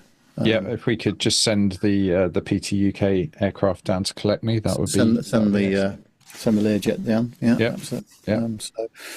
Yeah, it's always a good day out there, and let's hope this blasted weather perks up as well, because I don't know about you guys, but I'm a bit fed up with the fact we're on the 12th of June now, and summer hasn't seemed to have started properly at all.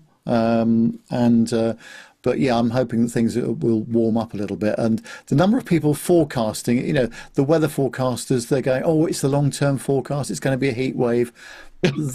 Considering the amount of Met, and Matt, you need to have a word with your fellow. Mr. Holly, yeah, well, he works for the Met Office now. He's got direct access now.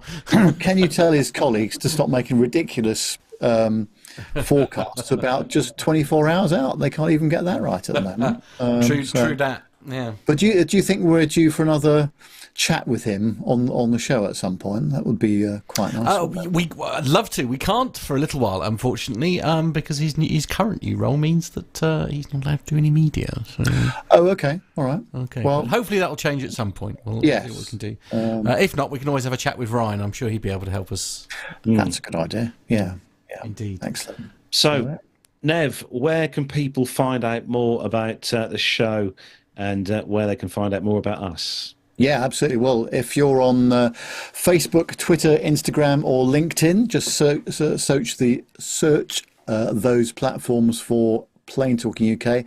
I'm not going to give out the WhatsApp number at the moment because it's not working. So, but the engineering department are working on that. We may have to come up with a new number possibly as well, but we'll see how we go.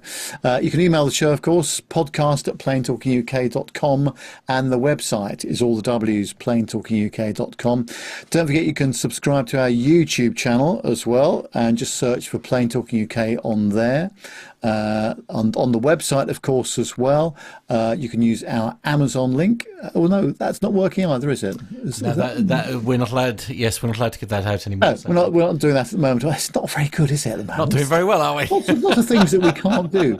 So we're not doing Amazon at the moment, but you can assist us if you can afford to by donating a few quid or dollars per month via Patreon or PayPal. The details for that are on the website www.planetalkinguk.com. Indeed. By the way, if you Andy will hopefully be back next week. By the way, but of course, yes. I don't know if you remember this link that we gave out, which was the Just Giving link for them. He did complete his ridiculous challenge. Wow. Yeah. Utterly mad. It was if you wanted to throw maybe £1 at that, by the way, he did complete his challenge. justgiving.com/fundraising/team40k before 40, team 40k before 40.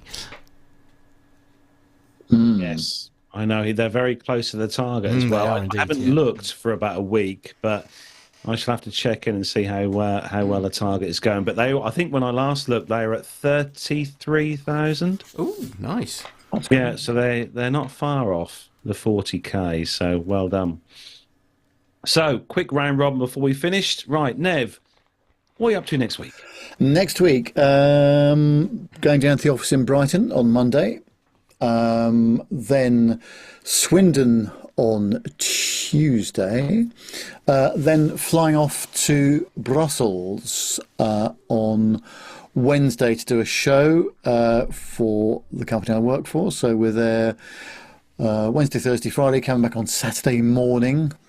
Bit of a drag. I couldn't get a late flight. Well, I could get a late flight back, but I think by the time we've packed up the show and all the rest of it, it'll be but I don't do mad dashes to airports. I don't know about you. I just like to take my time. Well, enjoy it because it is part of the experience for me. Well, yes, that's what I thought. Yeah. So I'm staying for an extra night at the hotel. I'll come back Saturday morning instead. So off to the Brussels region, which actually is a very nice part of the country in Belgium called Leuven, just to the south of Brussels, and it's absolutely beautiful. A lovely ancient village. So we're doing a show over there. So looking forward to that very much. Mm. And Nick, what's happening in the world of two-wheeled motor vehicles? Yeah, well, I'm sort of hoping that this heat wave's going to kick in, so we can go and enjoy a bit of that. Although I've had a bit of bad admin on my part, where I've ended up having one of my bikes and my car have an MOT at the same time. So it's a bit of a stressful couple of weeks coming up. Yeah, I bet. Empathise with you on that one, definitely. And Matt, what's occurring in the world? Not a lot really. Busy weekend last weekend, as you know. It was Mama Smith's barbecue. It is actually Mama Smith's 70th birthday today. A happy birthday to you. Happy birthday to you. Happy birthday. And all that. Yeah, indeed. And that was lovely. And so we're off to Holt this weekend to go and stay in a stately mansion. Where all of the family from across the globe are coming to visit. So we've got the Canadian contingent. Carlos, you may well remember Keith, who Oh, yes. who flies in Antarctica and all that kind of thing. Oh, that was years ago. Yeah, it was. Yeah, absolutely. I think it was one of the very first video podcasts we ever actually did. Yeah. When he came on and we had the videos and stuff that we played from that. He's arrived with his family, staying with cousin Dan in London. They're coming to Holt. Along with the Clacton contingent, the Irish contingent, and the American contingent, all coming over to celebrate a certain Mama Smith's 70th birthday. So, my mum is very much like the Queen. She has multiple birthdays over the weekends, as I say, last weekend and this weekend. So, yeah, that's pretty much my week. And then the rest of the week going back to work for a rest, I think. Yeah, I don't blame you. I think we could all do with a rest, but in some nice weather. That's not going to happen, is it? It's not hold our breath. It's not going to happen. No. Bit of stop press info from Alan White. We were talking about the Mound at Dublin Airport. He's very kindly given me some information about it. He says, we passed it on the way to my office when we were over there. It's on the South Perimeter Road that you use when coming off the M50, which is the orbital motorway around Dublin. So by the looks of it, by the picture he sent me, it is just adjacent to 28 left and 3-4, so it's actually a really good spot on Collinstown Lane. So that's worth a look out, and nice that the folks at Dublin Airport have doing some proper very much so, yeah, areas. Yeah, brilliant. Yeah, well done. So that's where we're going to wrap up episode 506 of the show.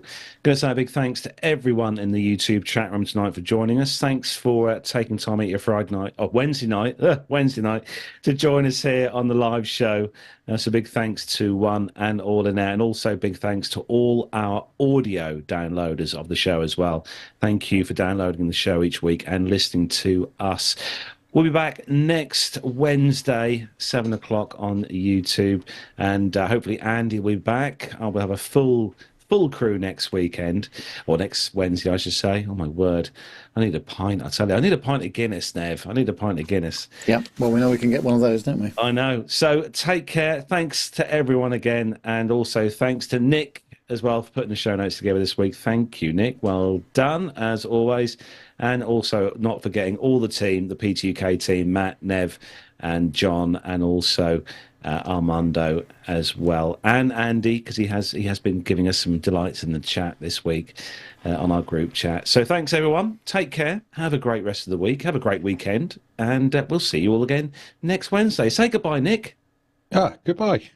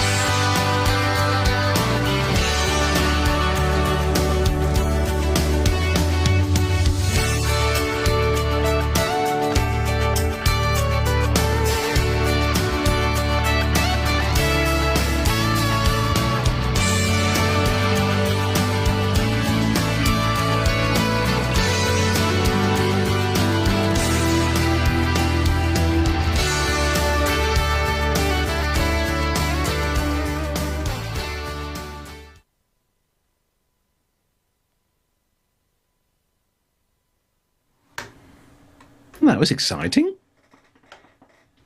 We should give a thanks to producer John for chucking a couple of extra stories in while we were on air. We were romping through them, weren't we? We were a bit, yeah. So just dawned on me that I shouldn't have worn a green. Yeah, it's not too bad though. It's not too awful. Yeah. I must admit, I don't know if I can cope with the fact it's 2 weeks in a row you haven't worn a baseball cap. Just saying. I know. I thought there was something different. Well, I kind of jumped out, got out of the shower, had my tea quickly, and then put the green screen. That's only because up I told him off this ready. week for eating his tea on air. So yeah, doing a pilot pip. Didn't get a chance to grab a hat, but how was your fish and chips, Mr. Smith? The fish and chips were delicious. Thank you very much. They didn't let us down. Yes, that's what Mum wanted for her birthday tea, which suited me down to the ground. So that was very nice. And Carlos, because of my current mobility challenges, Carlos very kindly dropped me off right outside so that I could sort of pick up the required libations and then ran me around the corner. So yes, Carlos has been my chauffeur today, which has been lovely. Literally, he's had a door-to-door service. I know, absolutely. Quite literally picked up but outside the front door of my home and then delivered to the front door of my office. It's very civilised. Yeah. If I'd have opened the windows, you could have loaded me in directly. Yeah. Never my day. Yes, thank you, mate. Much appreciated. Yeah. I'll tell you what, before we go, if anyone's not been to Duxford and had a go in this, the Dragon Rapide. I was just thinking, that's a really lovely looking thing. I got the chance to go on that a few years back now at one of the air shows at Duxford, and it is the most bizarre aircraft to not only fly in, but also to get on board. Because I sat down the back here with the friend I flew with, and it's a very weird experience getting into a seat in a tail dragger aircraft. Yeah. So what do they do then? Do they do little sort of 10-minute trips up and down or something? Yeah, they do. They do like a 10-15-minute circuit over Duxford. They go around really cool. a few times, then come back. I think off the top of my head, I think it must have been at least 5 or 6 years ago I'd done that, and it was probably in the region of sort of 50 or 60 quid back then. So I expect that's probably more expensive now. Yeah. I bet that was fun though, wasn't it? Double it, maybe triple it. But in the flight deck or the cockpit on this is so wow! It's like a steamship. Has it got an abacus? Yeah. The turn indicator is really it's so strange, but it's a lovely aircraft to see fly. And actually, Darren mentioned in the chat room was it Darren or was it I forget who it was now. Someone mentioned in the chat room earlier on the show that actually, I don't know whether you saw this or not, Nev, but I think that might have been Darren, said that one of these landed at London City Airport. Oh yes, I saw the picture of that. Yes, yeah. Was it going to tech? It had a tech issue. I think they got to repair it before it flew out. Yes, it was going to go. Was it going down to Headcorn? That's it. Yes. Yeah. So, no, nice.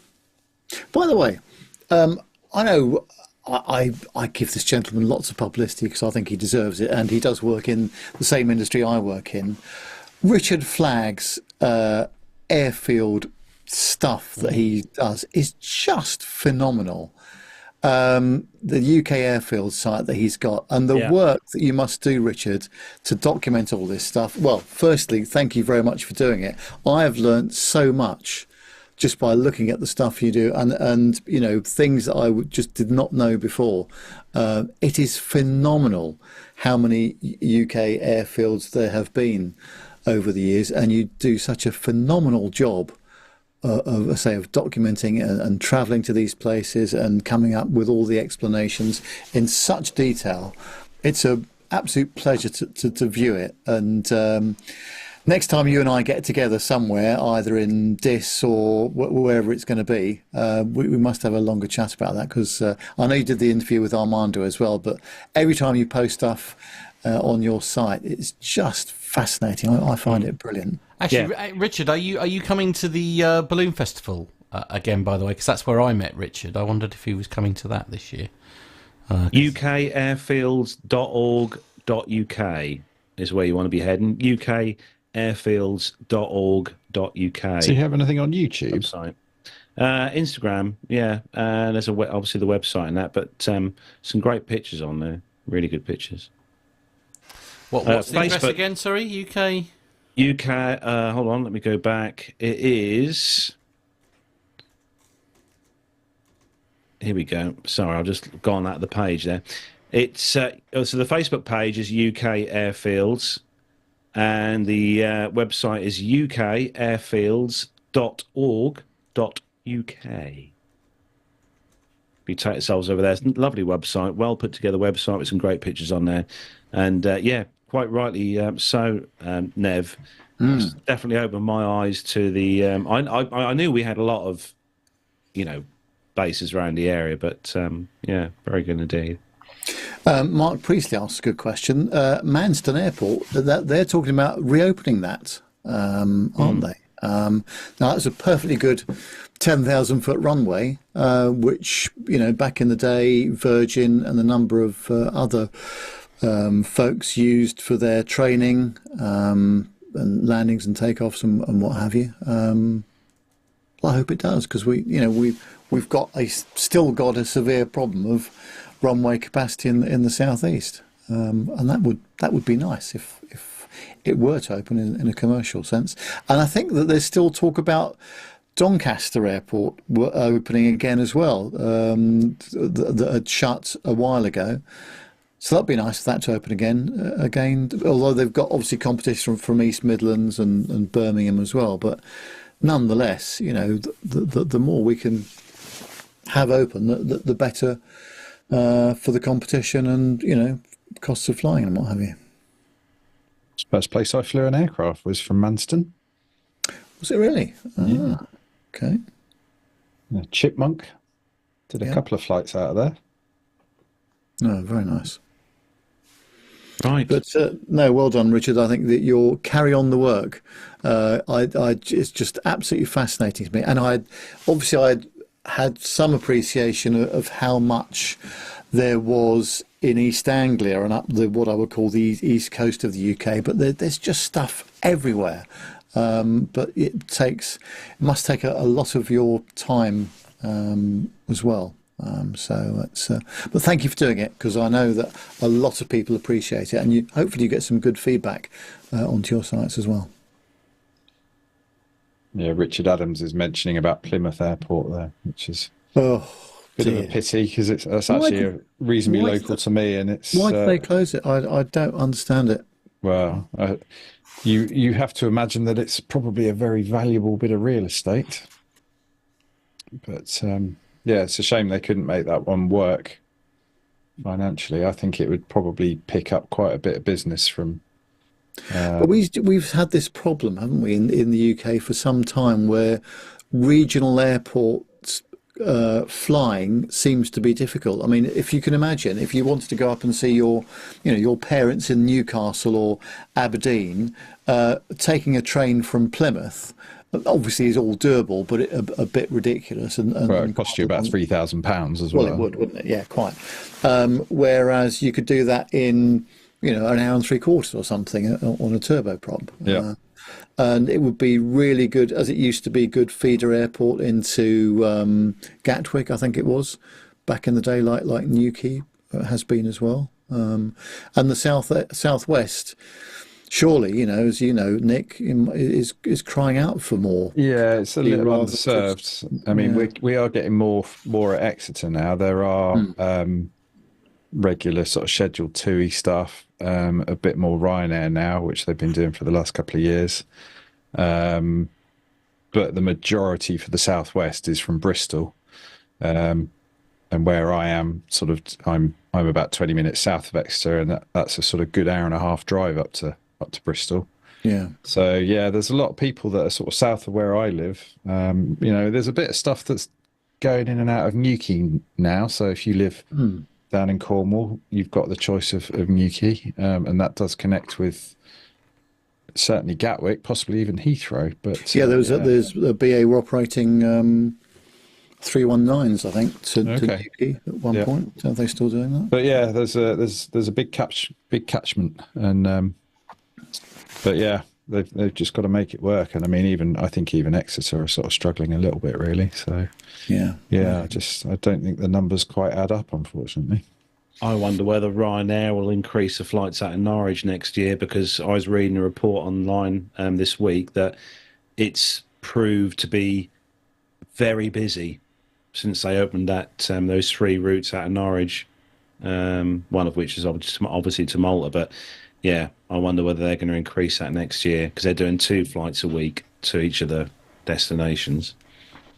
I didn't think they were going to. I didn't think they thought it would be as popular as it was when they released the routes. But from the person I was talking to who works at Norwich, those flights have been packed every time. Yeah. Well, so yeah, that's got to be good, isn't it? Obviously, a huge maintenance base at Norwich for many operators as well. But be nice to see some more scheduled and chartered stuff going out there, wouldn't it?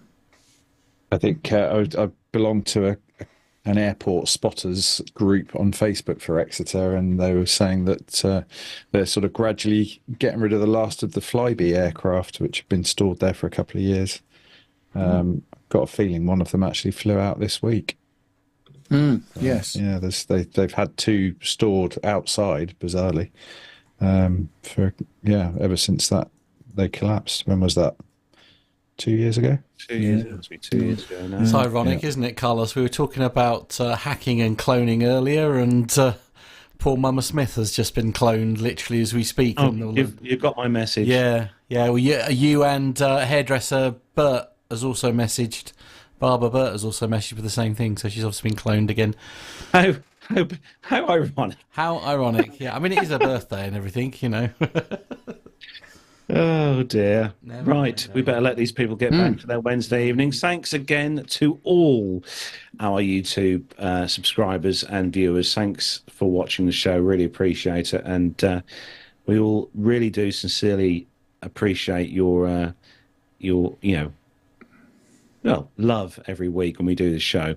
And don't forget our Duxford and our flying stuff. I'll put some stuff on social media at some point when I get a chance to give you more details on that if you do follow us on Facebook. So, yeah, so that's it. Nev, do you want to say goodbye to all our lovely YouTube? Yes, it's been very nice to be back again, and thanks very much indeed for tuning in. As I say, next week I shall be flying to Brussels on Wednesday, the land of pâté and multiple coalitions of governments. But I shall prepare the interview for with Alan White for you to see, which is really good, I think, the one that Carlos did with him next week. In the meantime, hope you have a nice week and weekend, and the show will be back 7 o'clock next Wednesday. Bye for now.